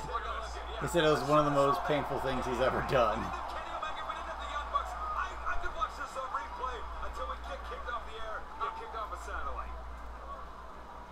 Apparently they're on satellite.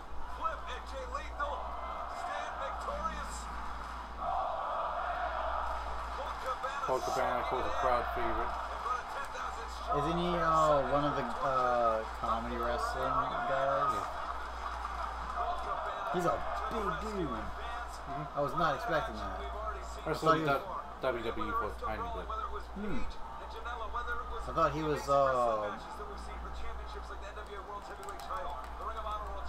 I thought he was like one of the slimmer guys, like Flip Gordon or Jay Lethal. But he's a big stout guy.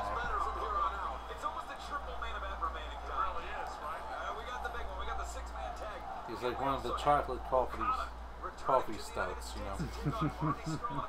So many people are looking forward to, but we have a real top talent who's coming up very, very soon. Kenny Omega, Pentagon Jr. Sweet, sweet, sweet. Out of a wrestling match. First time ever in So we're gonna see Omega. Ooh. And listen to that pop. And it's going as Penta L00. Is that like a different persona of him? I have no clue, you know. Okay. I'm not gonna try to figure all that stuff out. Thank you very much. We needed a hero and we got one. Finally, someone to stand up to a bully like Bully Ray. But we just saw that great matchup graphic. We had to get Colt. We had to get Jericho. Definitely need a few words from Chicago's favorite son. But Ian, I mentioned to you earlier, it is 360 Yeah, the #1 trending thing. to the day. Well, Today, at the moment, all in, 111,000. Kenny Omega up met in a six-man Went up. tag team match. Yeah, because it was 107,000. Nice. And Joe Henry decided to tweet about it. I didn't want to say #1 overall because it's hard to sell because Yeah. they customize it to your Yeah. what you like to look. Like it's someone cleaning up sweeping up the table there. Some people changing sweep at them. So of course we got Penta first.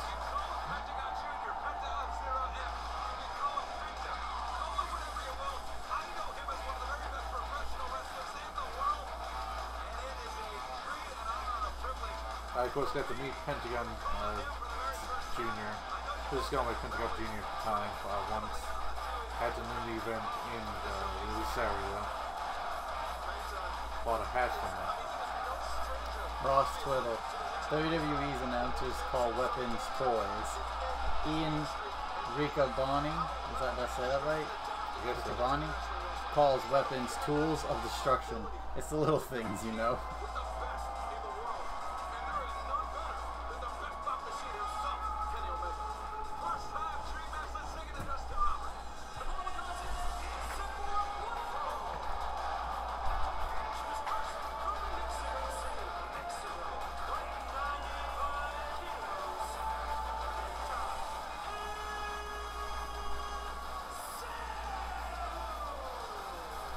Pinta Cero.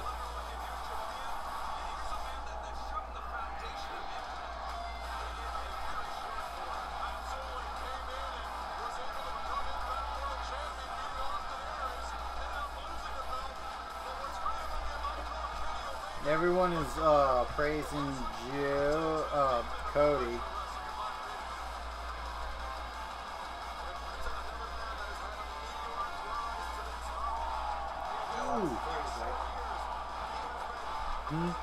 Just get my Pentagon Junior hat.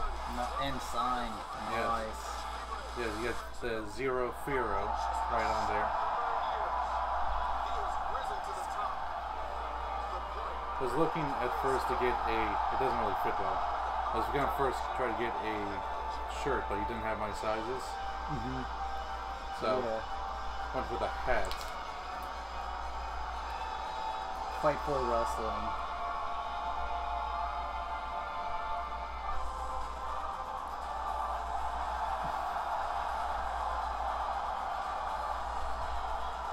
That's a better fit. Penelope Ford was bloody fantastic in the ring. I'm not much of a hat guy, but I definitely want to do this just to support Pentagon. Yeah. The what? The cleaner. Huh. That is what he said. Yeah. That's right. Everybody in New Japan has a moniker. Yeah. That's it. Nice.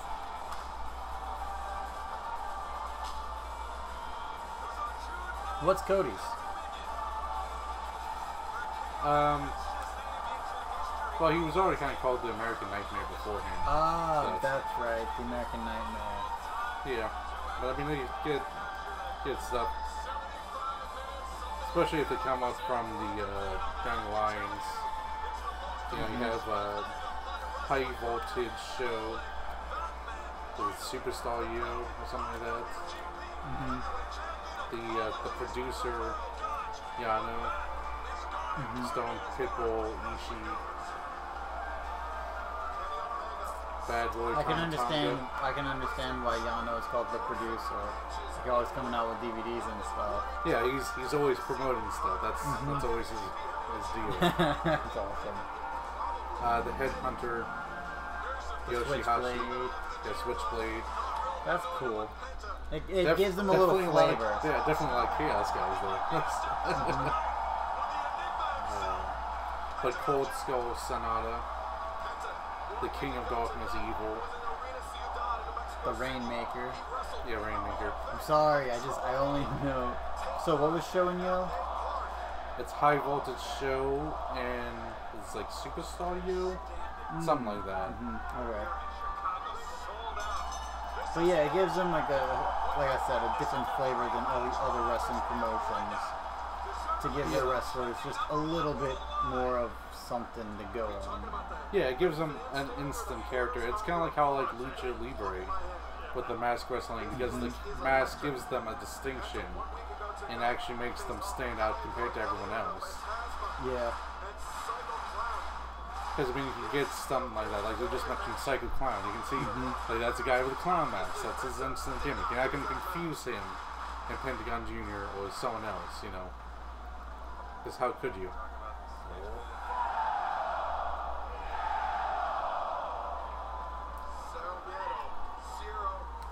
Oh, you know, I just thought it actually works both ways. Like Zero Firo, but Zero Miero as well. I'm not thinking about it as much. Trying to give Kenny a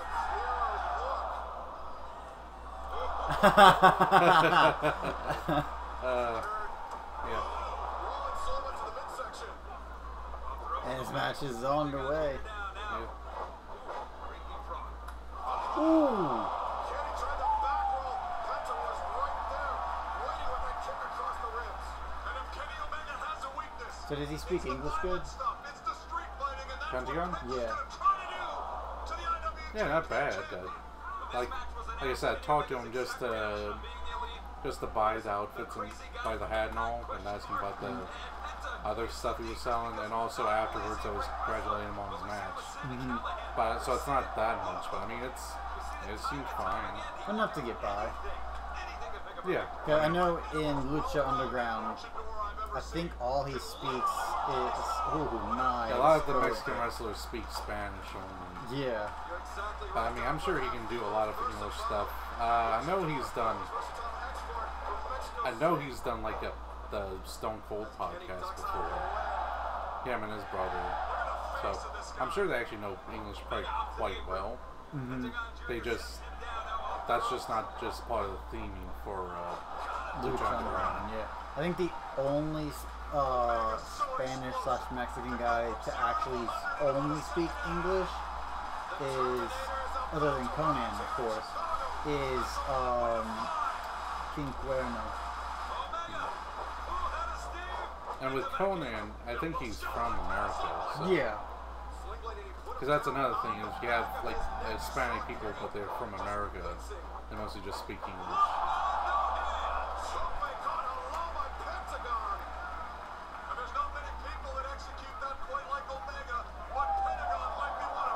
And of course, I like the black and gold look for obvious reasons. That's just because I live in New Orleans, and so I support the Saints, so I always like the coloration there. Not to be confused with the Pittsburgh Steelers. Well, that's black and yellow. Yeah, that's what I'm saying. Not to be confused because it's black and yellow. People call it black and gold though, but it's black and yellow. Or else the song wouldn't make any sense.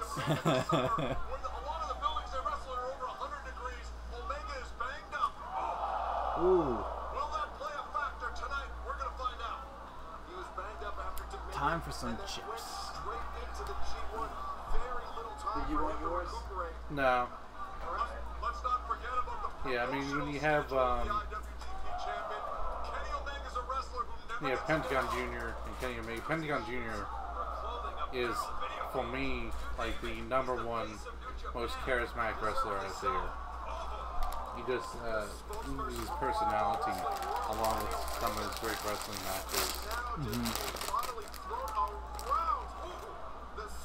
And then Kenny Omega, of course, he's a guy who's on like a whole nother level when it comes to all his matches and his storytelling ability. He is letting Pentagon get like a lot of offense in. And I don't know if they're just kind of doing New Japan style or what have you, but you know, they right now we're not having any countouts, or if it's just like no countouts. I don't know. I think it's just a normal matchup. So. I think it is. I always say that I like the way New Japan does it. You know. Referee discretion, right? Yes, referee discretion. So he starts to count when he wants to start to count. And normally it's like if you're two people beating each other up, they're not going to do the count yet. It's going to be waiting until one guy leaves the other guy alone. But allows them to go around, do stuff on the outside without having to worry about that, but still build up the count out possibility with the guy on the ground, you know. And every time I do it, I pop for the making it in at 10, you know, or by 20, I should say. Ooh, what a kick. Yeah, I mean,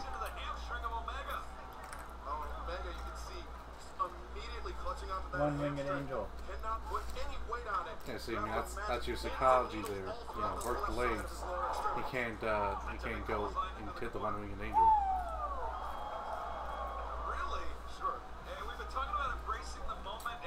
This is going having fun.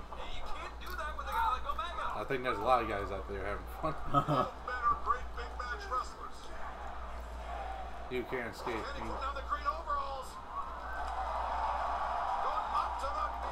Oh! Knees to the face. That extra pose there gave Pentagon Jr. enough time to put the knees up.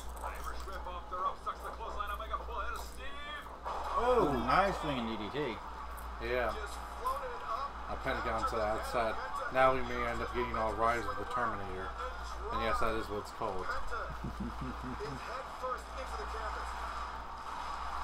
No, we're not actually getting it. Unless, is that when he runs? Yeah, that's when he runs. Inside out springboard. Got it. Great body control by Kenny Omega. Almost lost his footing. Saved the move.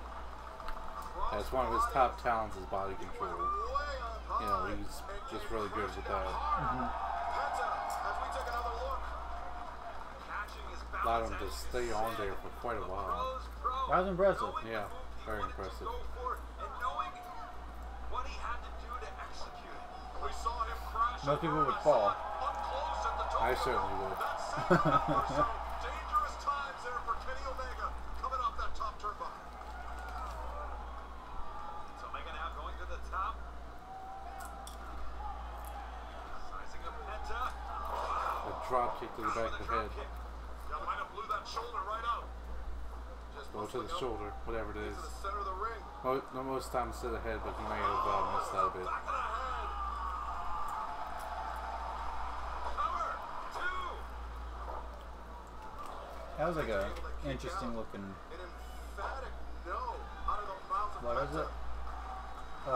Neck He has breaker. zero fear. Yeah, I forget what he calls it though. Indeed. Possibly some video game reference. Off this crowd. 10,000 strong. V-trigger! You don't want to be with Omega. In line We getting our first V-trigger here? Nope. Instead, we get a big super kick. on the point of the chin. Off the ropes, Penta. Waist lock. Snap? Nope. Reverses. Waist lock of his own.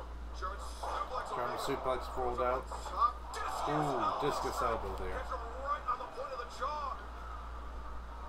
Now we get a Snapdragon. Snapdragon suplex. Oh! Got it. Omega onto his feet. Did you see Now push the pendulum. Brian Zane's review of the Tiger Mask? Yeah, the anime. Yeah. I did. Out the back door.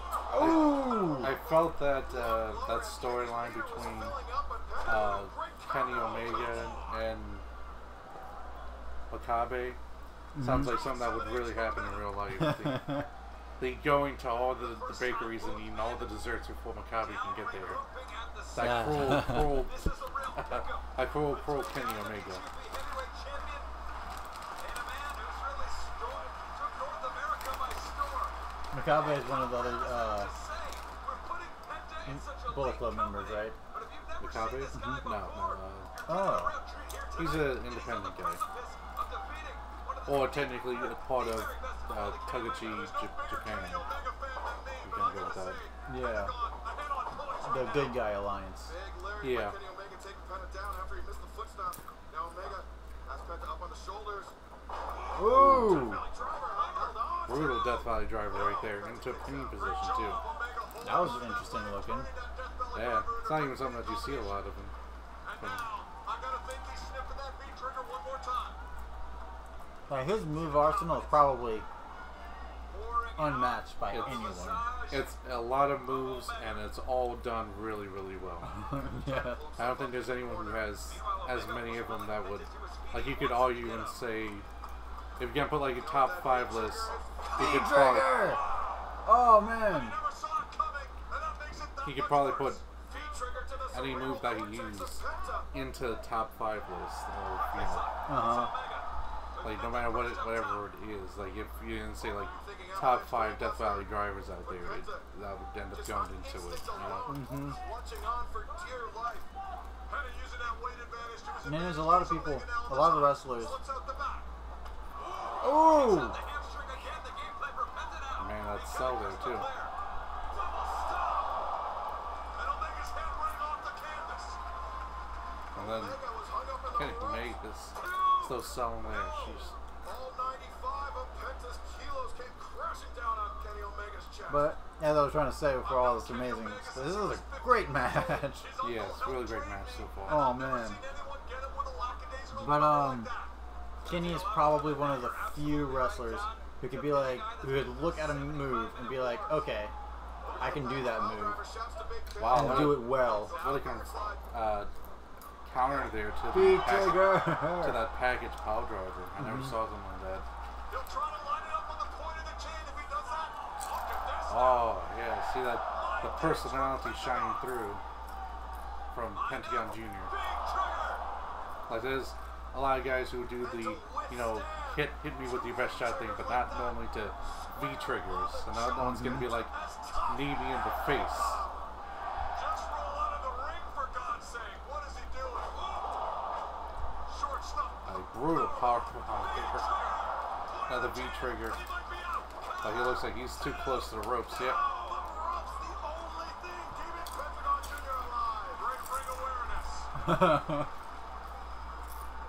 Omega bringing Penta back to his feet. I'll go for the one-winged angel. I mean, why wouldn't you? In position, electric chair. It's a move that no one's kicked out of. Section. Got him hooked in. Package pile driver. Caught. Omega. Ooh, yes, going for the Oh! Pentagon driver. Very close there, very close there. That's 2.9. Actually, thinking about that, they actually have that in Fire Pro. Like, if it kicks out at the last second, it shows like a 2.9. Oh, really? Yeah. We've seen Quick Trap. We've seen the V-Trigger. We just saw the Pentagon driver, that pump handle half Nelson driver. What is it going to take? It's also interesting how it works, because instead of getting a health bar like WWE does, like basically the other person people get tired, and you see how they breathe heavy and stuff like that, or move slower, and the more tired they are, the more they'll stay down for the pin, because you don't do anything for the pin, you just have to try to avoid getting pinned. So, and there's actually a breathing button, so like if the other person's down on the ground, you can choose to breathe a bit and regain some energy, so it's actually adds some strategy there. Now on the apron here, V-trigger. about to be V-trigger, but ooh, blocked. Ooh, got kicked. Trying to go for a package pile driver off the apron, or onto the apron. Oh my Ooh. gosh! Oh my god. Oh. Kenny! Oh. Kenny, no! Kenny, why? Kenny, no! Oh my god, they killed Kenny. You bastard.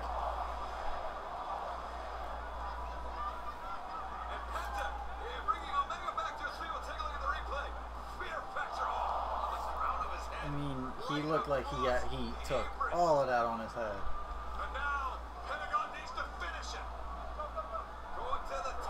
Oh, Coup coup de de grace grace. from Pentagon Jr.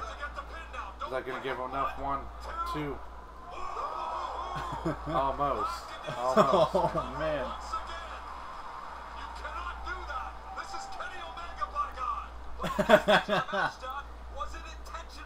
By God. Kenny Omega.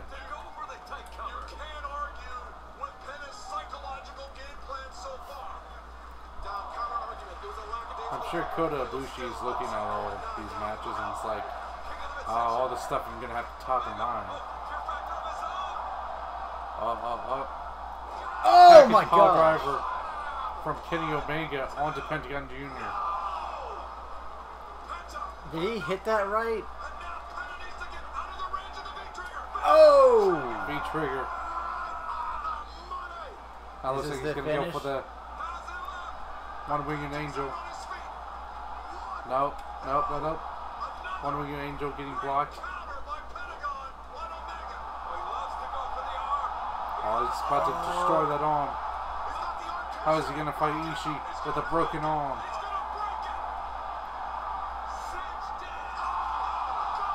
Oh, the arm. The arm of Kenny Omega.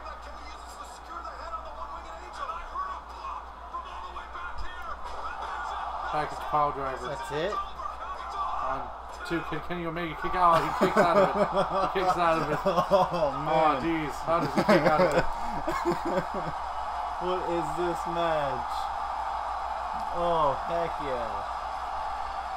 And the crowd is on fire.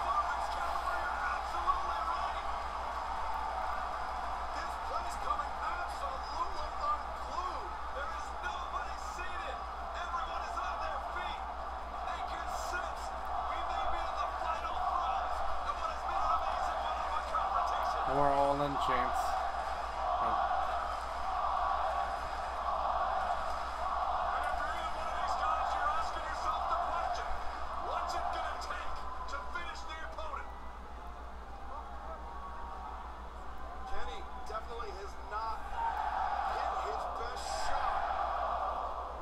face of Kenny Omega. No one has ever kicked out of that.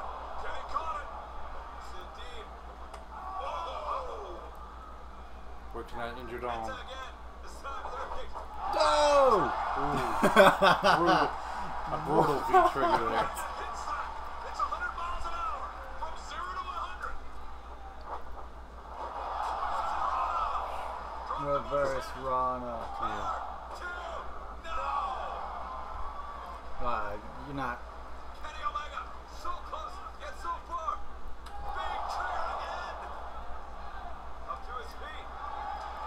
Here we go. Could it be? Ken Penta. Ken Penta counter for the 5th time tonight. No, he cannot. One-winged angel. Seems like it's finally it.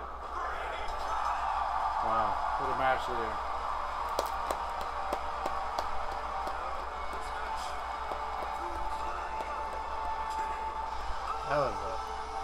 That was such a good match.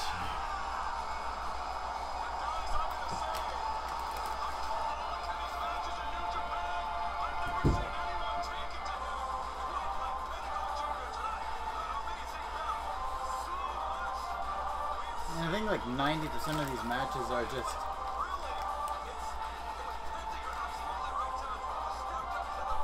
nice selling there.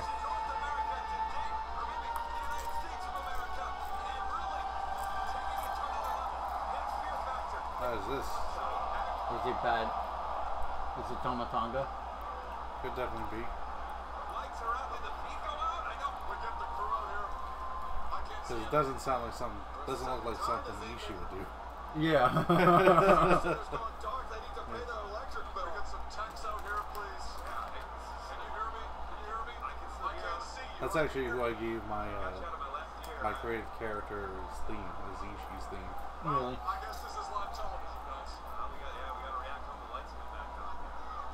Not even Yano's? This is the first ever all-in pay-per-view, so Not even Yano's? Not even Yano's? His theme. No. The lights are back on.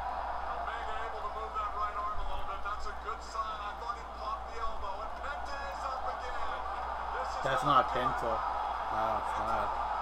They're Omega down. They're laying the books. This is poor sportsmanship. Wait a minute. That left arm takes it down. Yeah, I don't see the Cerro Mano tattoo. There is no way. Is it someone that we know has a history of beating people up in mask? It is. Holy crud! Yeah, Chris Jericho. I was seeing him when he came up, and I was like, oh, it kind of reminds me of him beating up Naito in that LIJ mask. Chris Jericho has assaulted Kenny Omega Again? again. Almost done. Well, I'm sure he assaulted him before their first match. Oh, yeah, that's right. Breaking into Penta's gear bag. Chris Jericho, who has totally changed his style and done anything he wants in New Japan.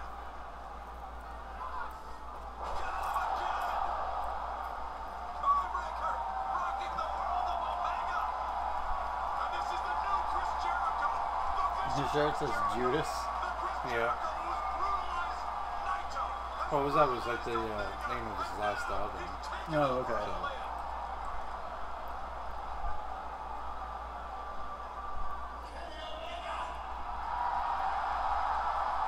I wonder if this is the cell that Cruz.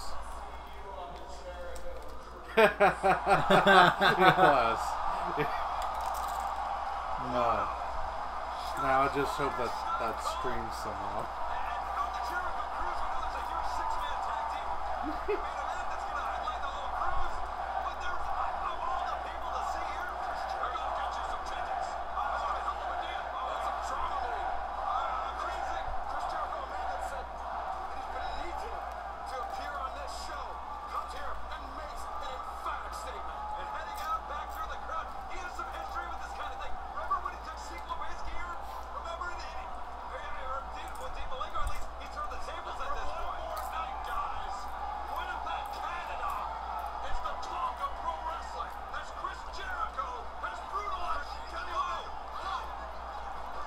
Did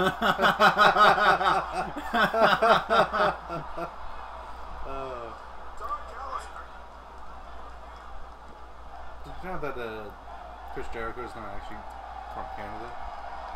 Really? He was not. He was technically born in New York State. Oh. Interesting. His father was a hockey player for I think the Long Islanders. And then after his father retired, they went back to Winnipeg, Canada. That's where he spent most of his life growing up, but he's actually American born. Cool.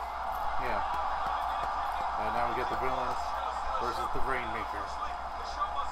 Oh man.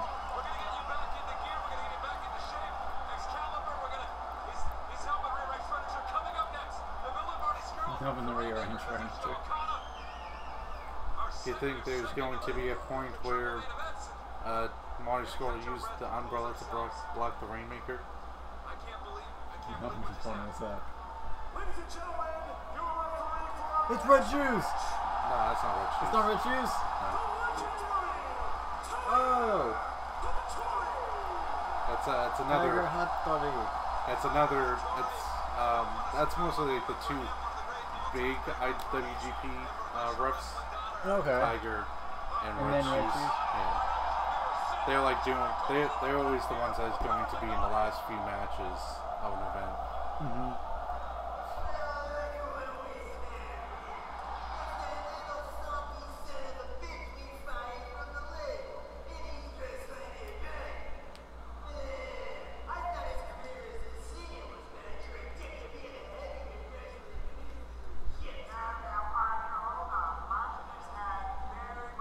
What is this?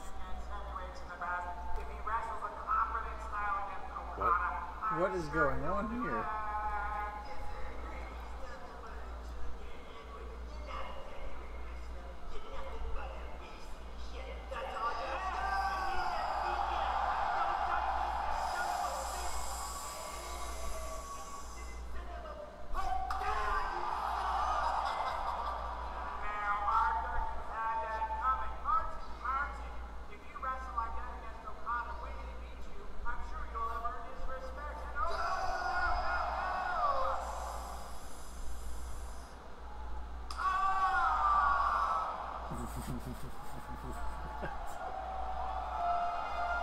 I mean, I'm guessing that's his thing. Yeah, that's his thing. Snapping the fingers. The villain. He has a really cool ring attire.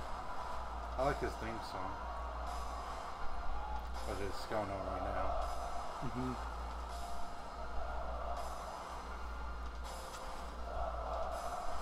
Time for a check. Go to Perfect. the circus. Whoop whoop.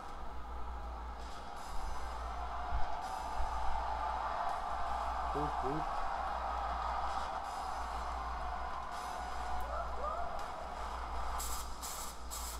Ah, what did you? Ah.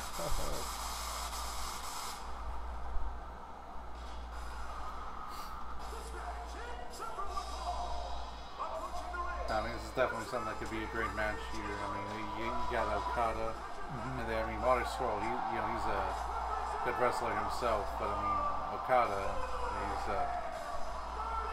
another one of the best in the world out there.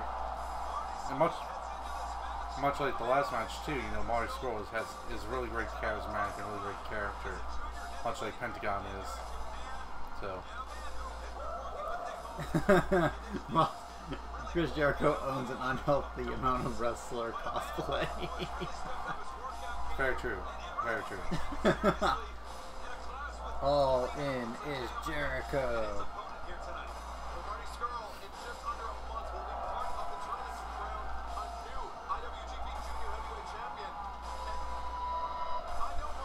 Well, look at that. They're talking about the fact that they're going to have a new tournament for the next IWGP Junior Heavyweight Champion. Oh. Since they had to strip the title from Takahashi. Oh.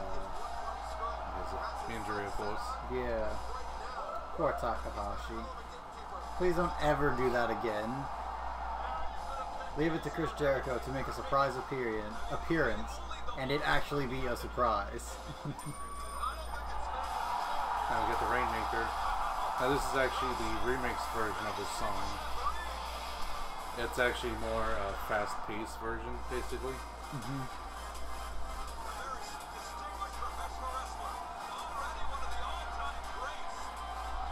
Oh my gosh.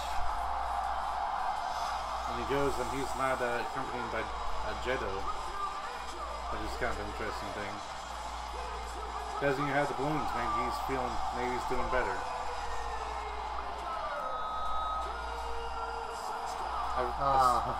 Nice. I saw one of his. He even has his money. The powder bucks flying down. Can you go to the store with a powder box? Because I feel like it's a shame if you couldn't. I think they're redeemable at Pro Wrestling Tees. So you go into the Pro Wrestling Tees store and they actually accept them. Nice. Also, don't go do that. I'm sure they don't actually accept them. So. Who doesn't? Pro Wrestling Tees.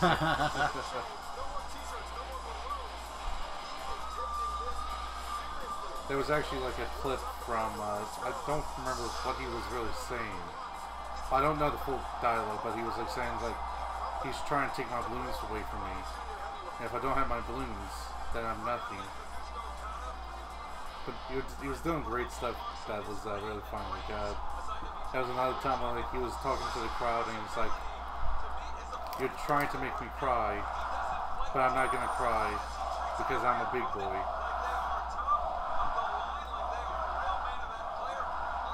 So that breakdown was just an amazing time.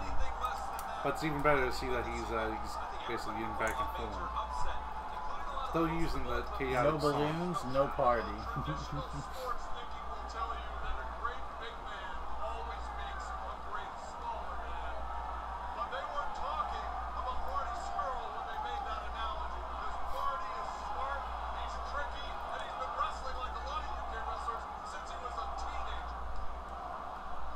That was also another one of the big things that they talked about with the Izzy situation. Saying like all the young people were doing that. I saw one person like on Twitter say that the WWE should stop giving attention to Izzy to make sure other people don't say that. And it's like, you know, every time Tyler Bates or Pete Dunne is in a match, they say this person was wrestling since they were 14. They always make a case to talk about that. So if you're talking about them setting bad examples, that's why people were starting to say it's like it seems a little biased the fact that she's a girl and like it's like no one seems to have a problem with it. Though it's impossible to tell like what's going through people's minds, so you can't really just declare something like that. Yeah.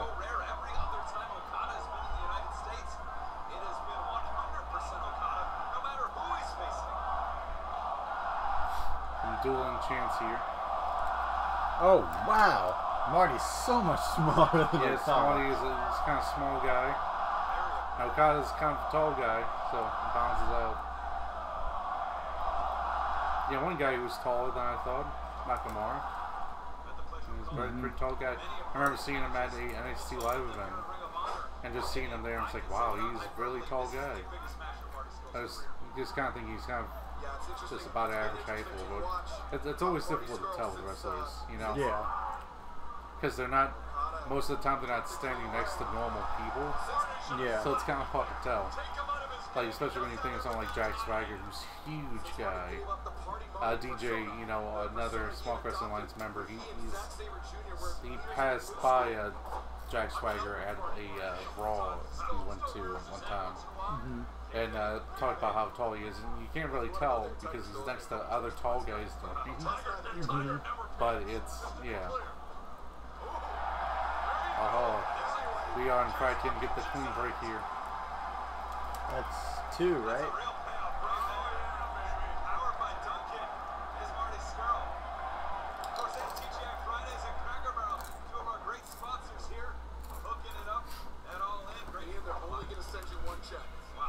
Let's go, Marty. You might owe them money after what I witnessed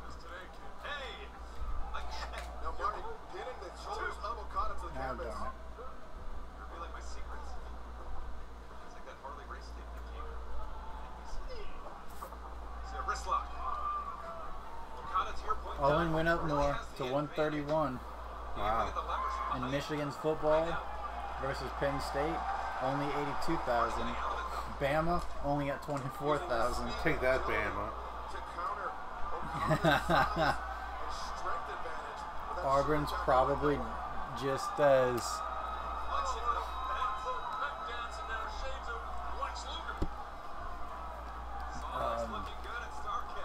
what was the other? Auburn's probably nowhere near as the numbers for here either. Not now. After Marty collided with him. Do you think there is any merit? I mean, he was telling Marty he Telling Okada to run the ropes there. Ooh, that's really pointing up the size difference here.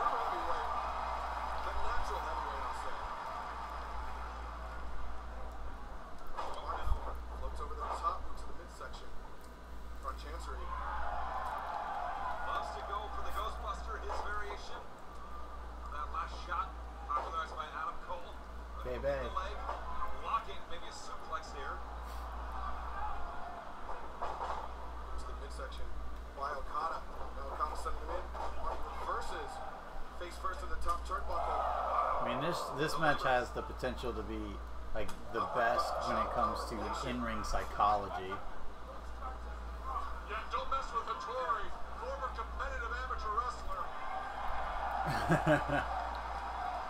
have the 80th birthday, by the way. 80th? Something like that. Doesn't look a day over 90. Ooh, delivering the form. That's he's not in Fire Pro World. Red Shoes is and Tiger isn't. Ooh. Great video game. I only ever used Red Shoes, so I don't know. I didn't know that he wasn't. And I gotta say, Marty's game planning better than Okada's at this point. I like what I'm seeing. Let's not be too hasty. Suplex from Okada. And I was with you, Don. I mean, when did he dye his hair red? For the D1. Oh, that's why I missed it. Yeah. At some point as these matches go on, That's when they was first starting calling him Vacation Okada. But then they started calling him more Breakdown Okada. European uppercut. Off those ropes. He's going to go outside. Super kick from the apron area. Hit the crowd behind him. Skins the cat back in the ring.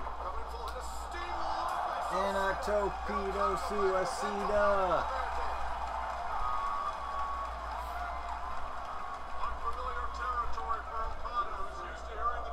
Too sweet, whoop whoop. Too sweet, whoop whoop. Too sweet, people. At least, wait, was that Macaulay Culkin joining us in the front row there? What? With the beard there? No. Ooh, what a chop. Never know who's here. John Mayer, of course, joining us. We know we have members of the Chicago Bears. Ooh. Shot across the chest, lighting Villain groupie in the front row there.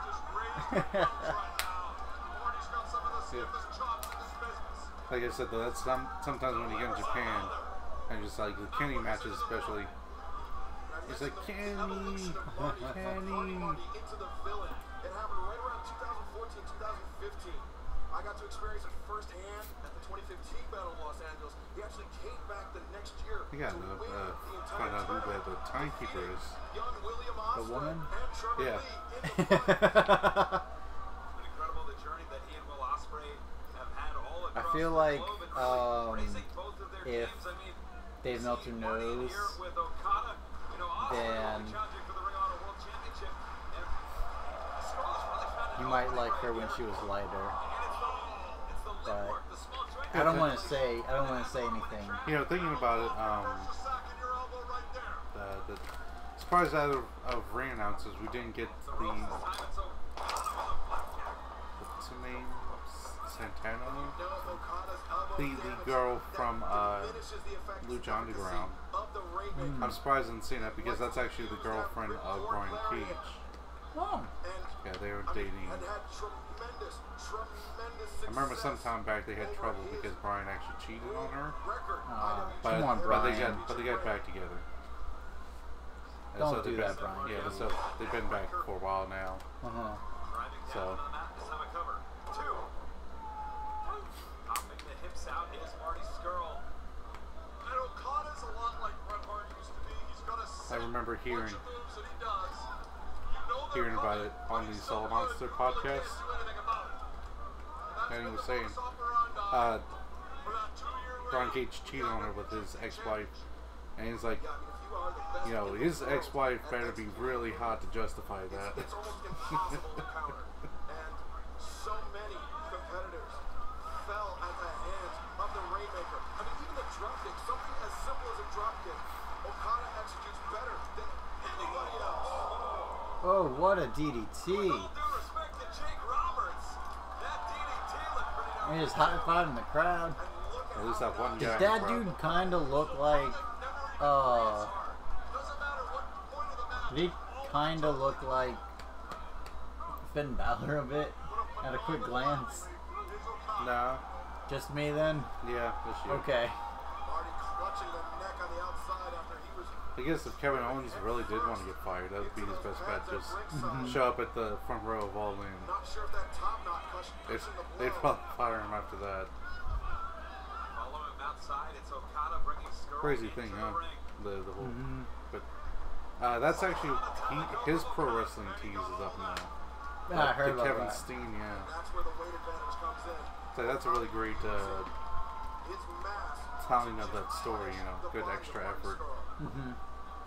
Marty just trying to climb up Okada. Ooh. Maybe a last-ditch effort. Okada nonplussed. He ain't even worried. He needs to be. That's Marty Skrull in there. Big chop. I mean, this sounds weird, but I like how Okada Confidence splits. of a man who's Because he just gets all this mist on him, like for every time he gets slapped, it just all flies off and just looks really great in the shots, you know. Just smashing the You couldn't see it well from that angle, but in the other angles, though. simple physics. Size matters, gentlemen. Now with the straight jacket. And it's like, I don't even know how the, you know, it's kind of weird how Don Callis is, Marty Skrull. because he's normally a Bullet Club guy, so it seems weird he's going against Marty. Reaching it in even more. Confidence evident in the eyes of Okada. I guess it's kind of a random thing, but it's like that's what Okada does everything better. He even sweats better, Marty, you can see. Trying to. but it's better than say Brock Lesnar or Bobby Lashley. He is Well, they just drip. Yeah, they just forward pressure on his arms. He just wants to get started and doesn't know how to stop. Pressing up and out is the villain. Marty just powering through this. It's a He can twist, he might break loose. good big man, small man storytelling. Attempting to duck under, but Okada still has those fingers gripped so tight.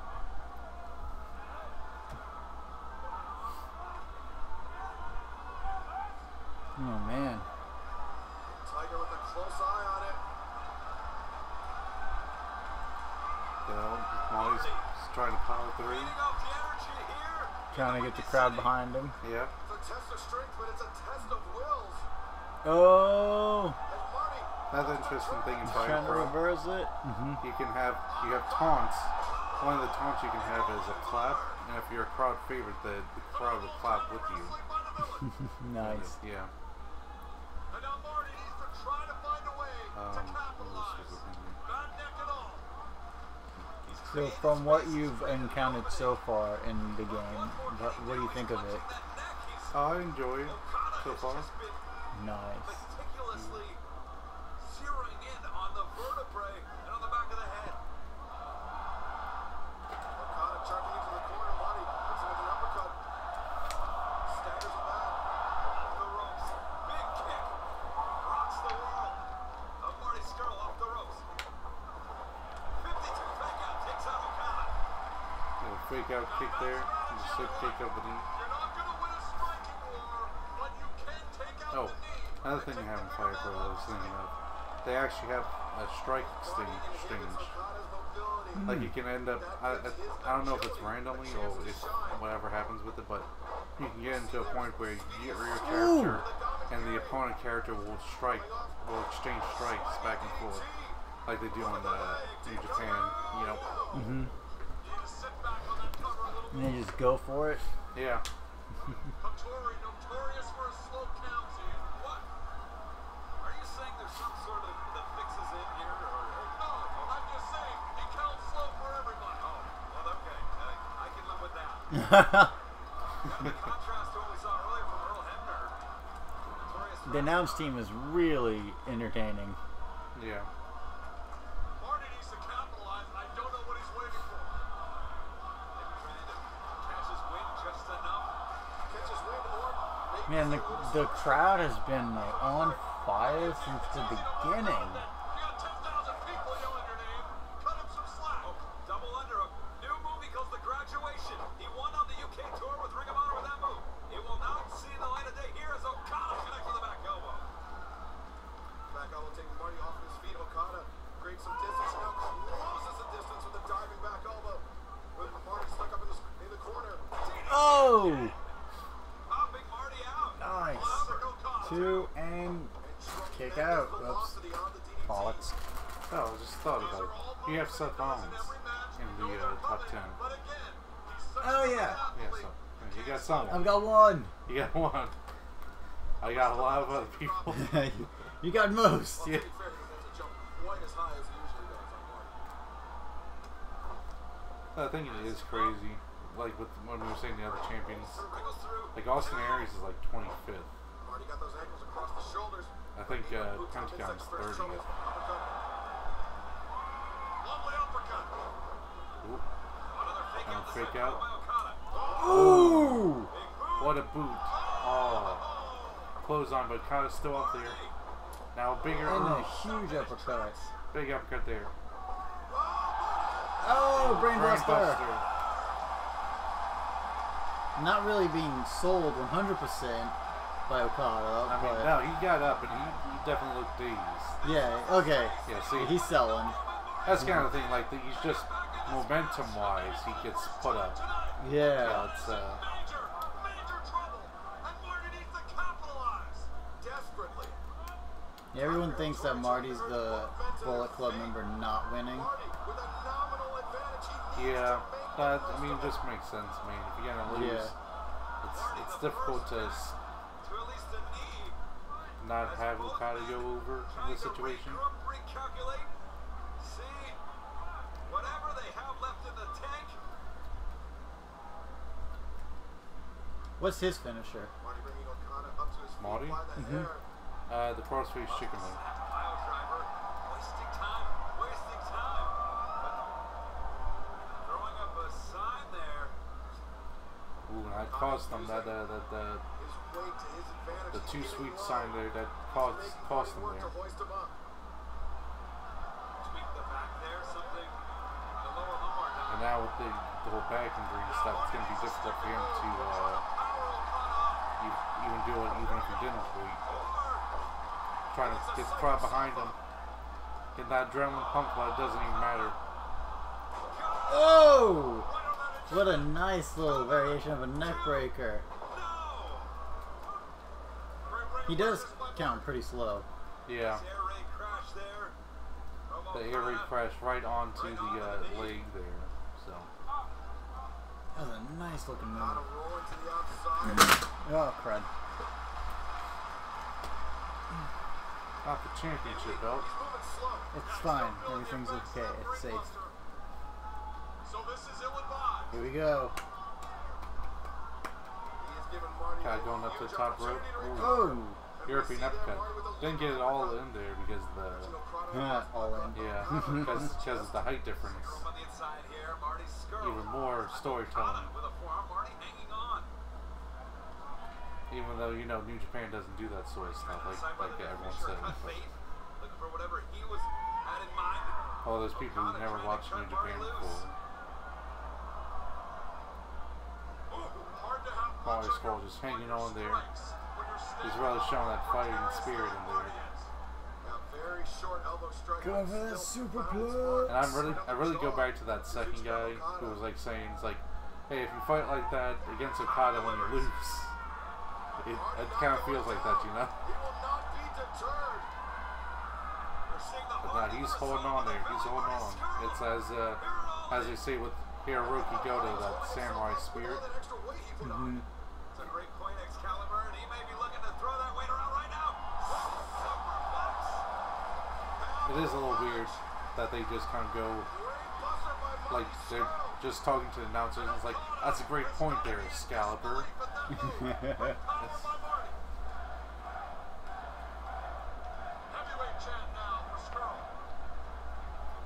And, you know, they were actually talking, Excalibur was talking about earlier the Battle for Los Angeles. That's actually a PWG tournament that they have every year. He was talking about Marty Scurll being a part of that. So, that's a good reference. I mean, this whole, you know, system, it's great. It's a great way to kind of promote all of indie wrestling right now. Oh!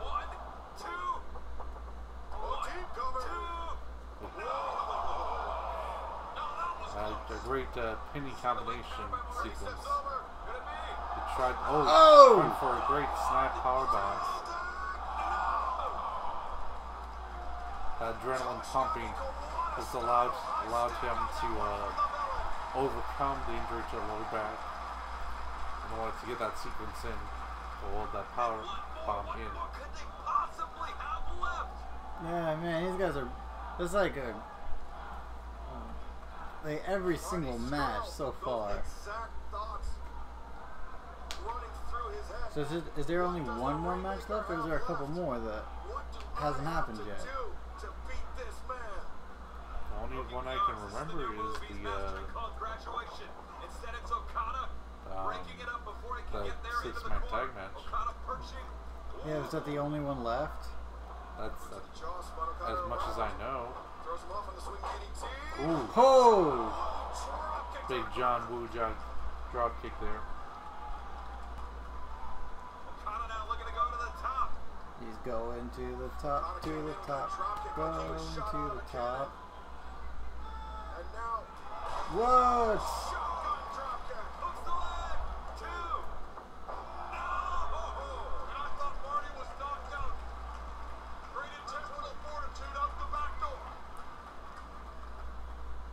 Come on, Rainmaker. You have to actually use the Rainmaker.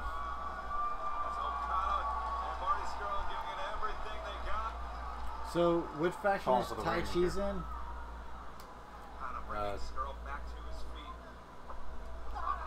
The Suzuki Gun, right?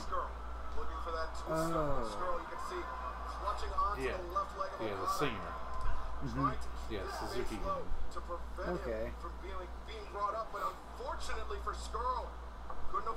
Ooh, converted the Tombstone Pile Driver into a DDT. Oh, now he's getting a Tombstone Pile Driver himself, but that's going to be converted into a Tombstone Pile Driver.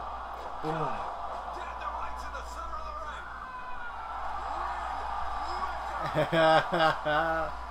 I've never seen that once, like, executed, like, well. Like, it's always like he does it, and then they're like, oh, damn, zoom out, zoom out, zoom out. 205.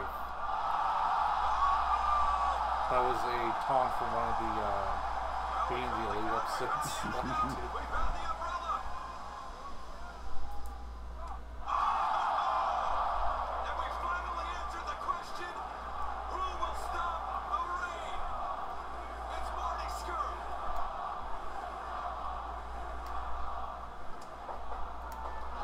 What a drop kick! Yeah.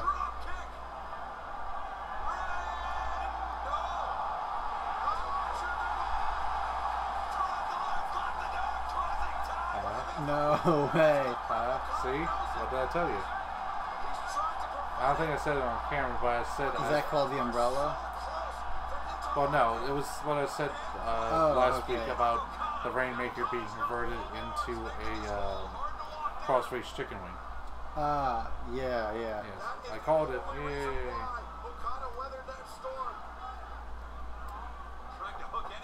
No, that's Marty Scurll on the back of Okada, still trying to get him in with the crossface chicken wing, but just slammed to the ground by Okada.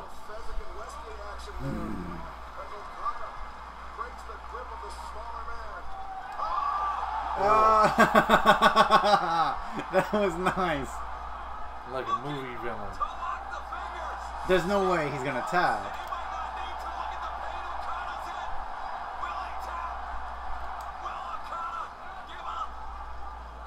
Here's the thing, watch the eyes of Okada. If they start rolling back, he's going to sleep. Roll through 1, 2. Almost shades of Kari Singh versus Shayna Baszler. Tombstone power driver convert. Oh! Down goes Tiger. As the umbrella. The umbrella comes into play. How do you stop the...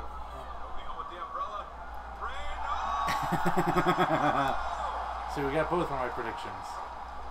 The Rainmaker was stopped. The rain was of course stopped with an umbrella. And a Rainmaker of his own. 1, 2. Oh. This is great.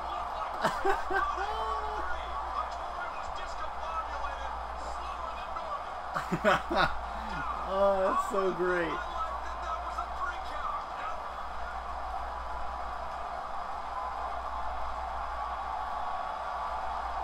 So now Okada's about to win. But there's only been like one person or two people who's actually kicked out of the Rainmaker.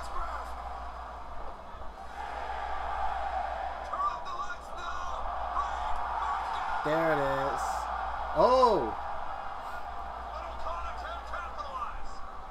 Okada hit the Rainmaker, but can't capitalize on it. Oh man!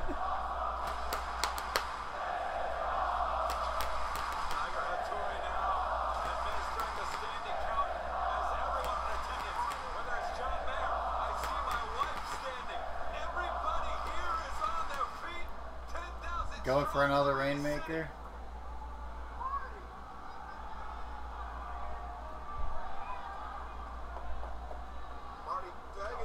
Ooh.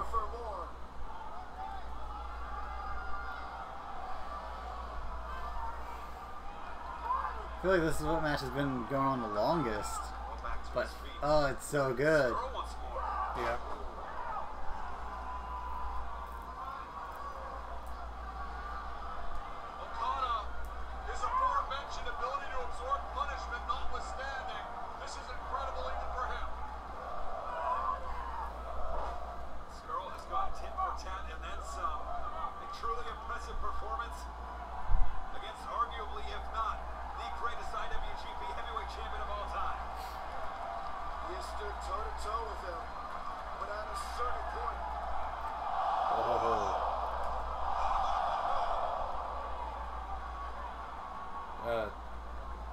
Scroll is just really trying to get the ire of the Rainmaker as a spinning Rainmaker. Discus Rainmaker, and here comes the finishing. Oh, it's over.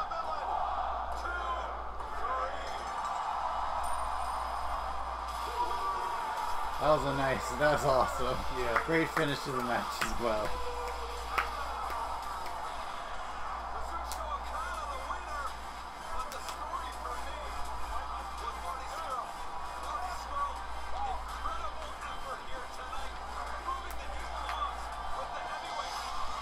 No hold.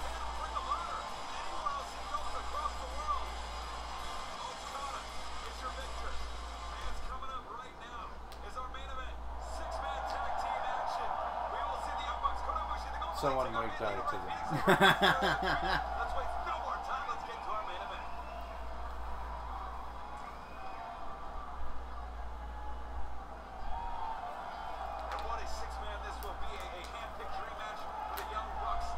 That's an interesting looking mask from Bandito. Yeah. I would say, I guess it's like a reversal thing, like you get back Joey Ryan, but someone else has to die. It's a replacement.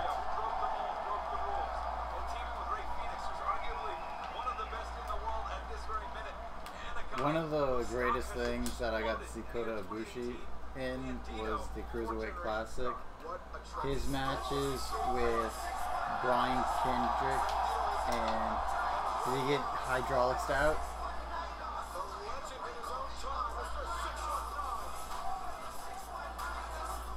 I guess not. Oh, there he is. That him? No, it's just Stagehand? that's actually the ref. Oh. Where the heck is he?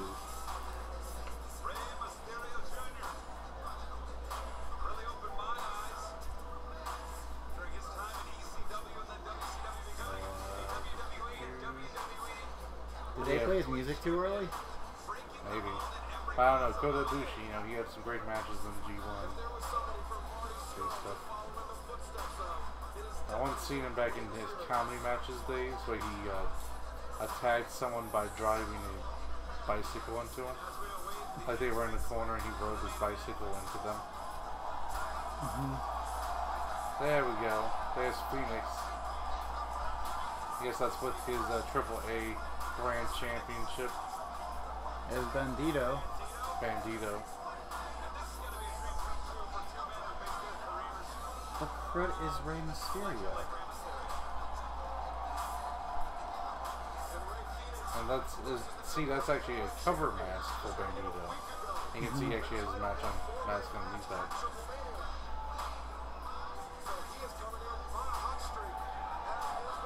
And there we go. There's Ray. Wolverine, nice. Yeah. Seen it before, do Captain America. Pretty sure Superman I've seen before.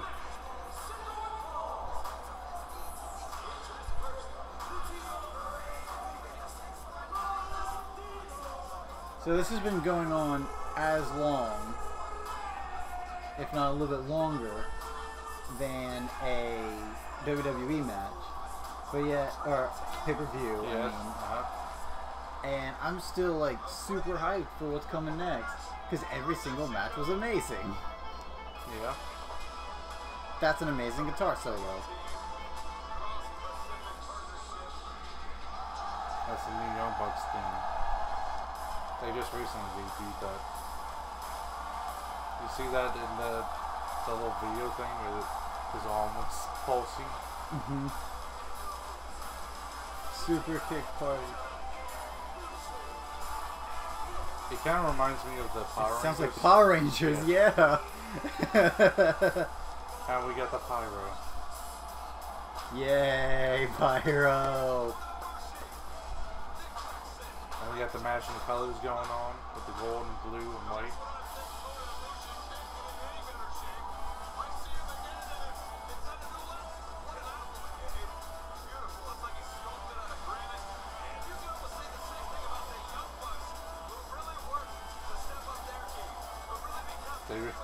People do like talking about how great good Ibushi was.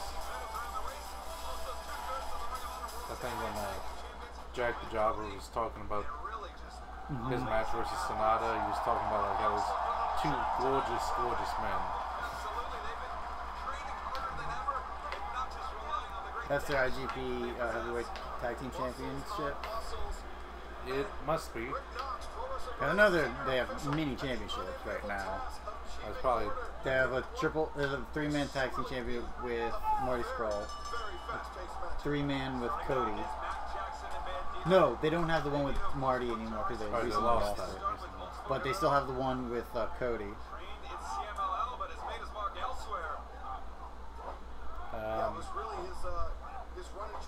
That's the ROH one, right? Yeah. Because they lost the one for the New Japan.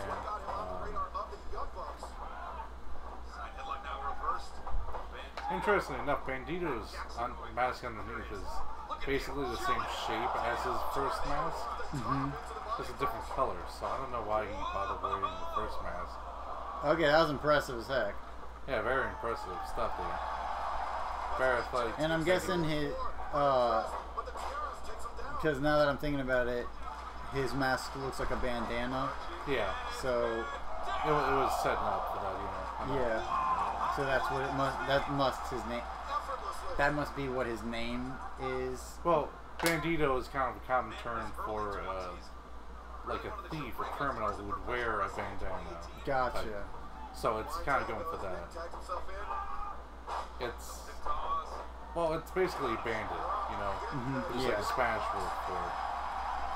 And Don, can I put you on the spot? When did you know the Young Bucks were big money players? You saw them in New Japan. I think the second or third time I saw them in New Japan, and I saw them in major trouble. Ooh, I Ray saw them Phoenix. with a back injury, and they overcame, and I said, these kids are special. And this man right here is special. Ray Phoenix. Look at this. Just tremendous balance, tremendous agility. And those Ooh. roundhouse kicks, Crow Cop style. In their deadliness, Crow Cop, the dangerous with a cutter, MMA sending impact on fighter two. who's known for very notorious kicks. A lot of people Who? say that Ray Crow Phoenix Cop. Oh, okay. So they were talking about Crow Cop style. Might be So well on his way. I don't want to say he's already there, but when you look at the trajectories, I think he only ever had like one match in UFC. He mostly does cross the way, you know, MMA, because he's from Eastern Europe. it's a Bushi. Bushi versus Rey These Mysterio. guys went wild.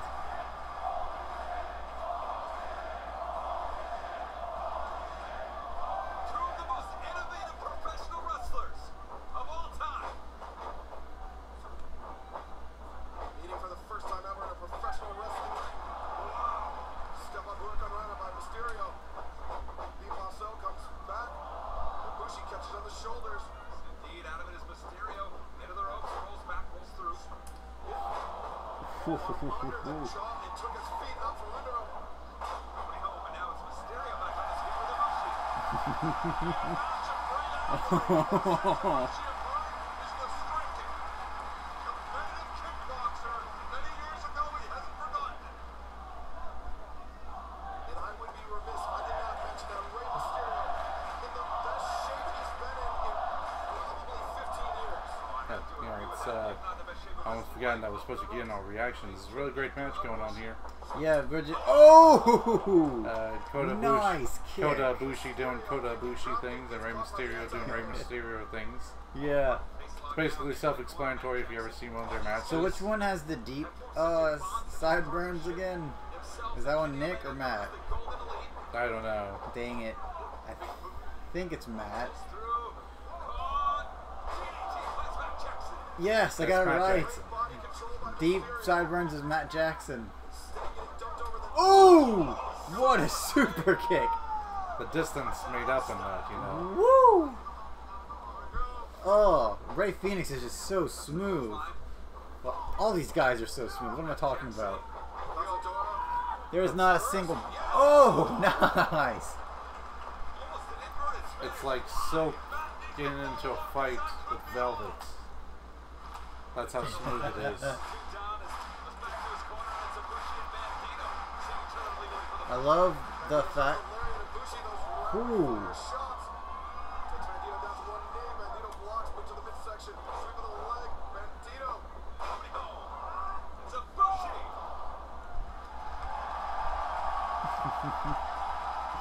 Man.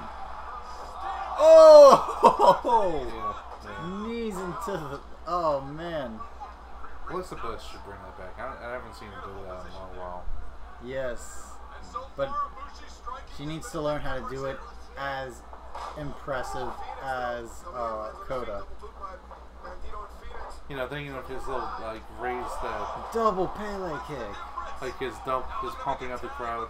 I remember him doing that in the G1 when he was in the upper level, about to do the moonsault. He's just like walking, it's like pump up the crowd, and then jump off. Ooh, what a spinning kick.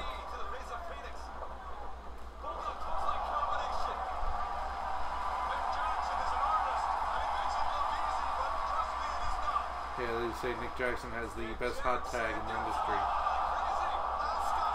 Ah,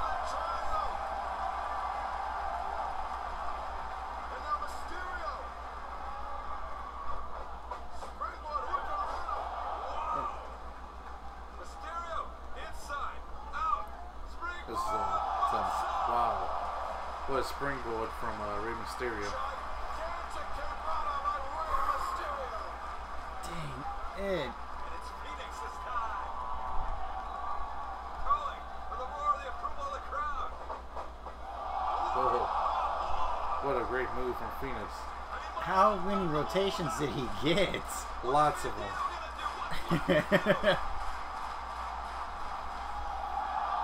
And Bandito would not be outdone.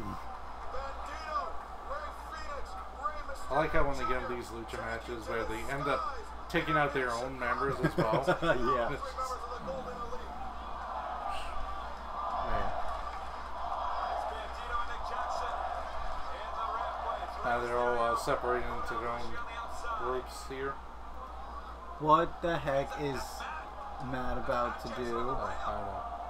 Thought you were talking about that guy's shirt, the King of Dong style. Head of steam. Oh! It looked like Kota Ibushi was supposed to be in that pile-up, but he got there too late, so he just fell down anyways. Bandito. You got the Be Elite chance going. Jackson sensing an opportunity here.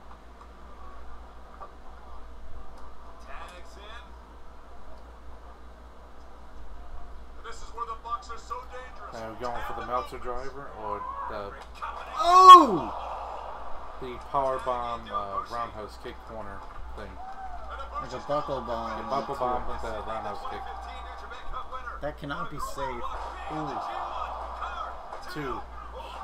Bandito kicks out. Slightly off balance for that German, otherwise that might have been 3. Tag in. Now Matt and Nick both descending upon Bandito. Send him into the ropes. Triple super kick attempt, but nope. And it's a triple hurricane actually. What? What? Rey Mysterio with the hot tag.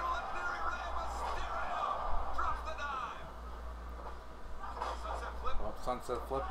Roll through. Rhino's kick. Kick to the back from Matt Jackson. Oh. Wheelbarrow. Ooh. Now he's in 619 territory. See what's happening. Oh. 6-1. 6-1 no. Okay, Meltzer driver time. Kota Ibushi's getting up. He's going for a double Meltzer driver. Oh! Rey Phoenix walks that wire. Bandito takes out Matt Jackson. And also Nick Jackson. Oh my god.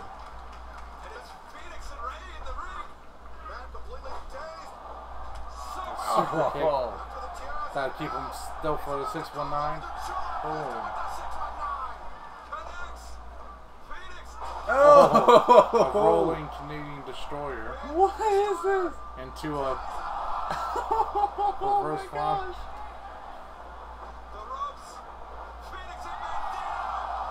I think we put this match last. This would kill the crowd afterwards. It's gonna follow this too. How do you kick out of this? All of that. What? This is amazing. This would have definitely killed the crowd. Yeah. Oh man, Reminds me of gosh. what I just saw with Jushin Thunder Liger, and the guy just came in there. Big feud they were having. Guy came in there with a super kick, a 619, and then a springboard 450 splash. The first 3 moves, and then Jushin kicked out. The whole match actually lasted under 10 minutes though. Matt shoving off Mysterio and Phoenix. Bandito with the rising Bandito and Matt going to the top rope. Chop. Both men. All the tassels. All the tassels. Spanish fly. A fall away slam that he went with as well. It was like a fall away into actual. That was an interesting move. And now caught by Bandito. Full head of steam up the ropes. Back to back roll. As the clothesline pops out of it. Handstand. Beautiful in its simplicity. Bandito going to the wall. Oh! Super kick party. Super kick Super Kick's more over than Roman Reigns. Yeah, well, I think that was already the case, you know. Yeah, true. Could it be? Pops through. Going for the more bang for your buck. Golden Elite style, more bang for your buck.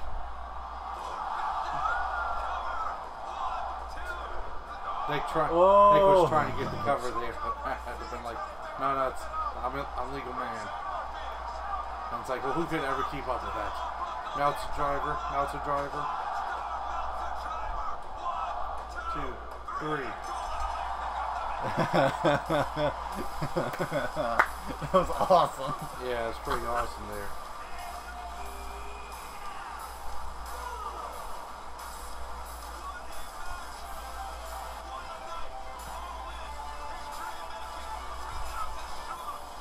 That is the exact riff of Power Rangers. Yes, it is. That is. Oh, that's it? Yeah. Let's just cut it off. That's funny. Hey, well, they had to make time. I mean, what do you think this is, WWE? Let's go over. Well, they are ridiculously over. Why not? Maybe that's what Vince McMahon's problem. He gets us confused. I'm getting this product over. The time limits. Is that what they meant, Vince?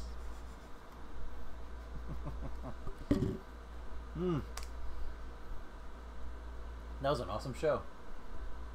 Yes, Holy crap. very awesome show. Holy crap. We're going to go film our quick review. I'm going to have to... I wonder what our opinions are going to be on it.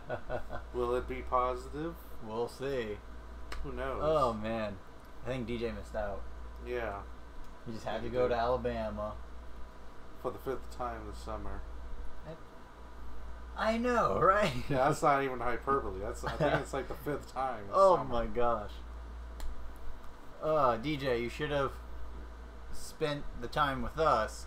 And then look at this. We were able to live stream and watch Fight TV. Yeah. Obviously, we know who has the strongest internet here. Well, we're not throwing shade. We're not throwing any more shade. Yeah, okay. You want to sign out? Yeah. Thank you guys so much for watching this awesome event with us. Yes, with us. Let's get to the live event right quick. It was only 3 hour show. Sweet deal. Alright,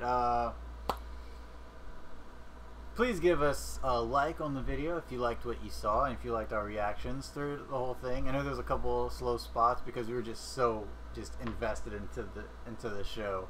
It was that great. Yeah, so give us those sexy likes. And the unsexy ones. And oh crud, my brain just froze. There we go, one more time. Yeah. Give us the sexy likes. And the unsexy ones. Don't forget to share to all of your friends. And your enemies. And if you like what we do, please hit that subscribe button so that way you are a part of the Smarky family, and then go straight to the bell and hit the notification button. Why do they do that? Just so you can get notified when we go live. We go live for most WWE events, and like tonight, events outside WWE as well. Yes. And you also get notified for when we go live for our podcast, Shooting with the Smarky Family, every Sunday at 1 p.m. However, Central Time. It will be this week we're skipping because of Labor Day weekend. Yes, and some scheduling conflicts and some everything. scheduling conflicts. Yes. Mhm. However, we will be back next Sunday to go right back into it. And I think not this Sunday coming, not next Sunday, but the Sunday after is Hell in a Cell, so we'll be live for that event as well. And like Liam said, you want to be notified. Where do they find you?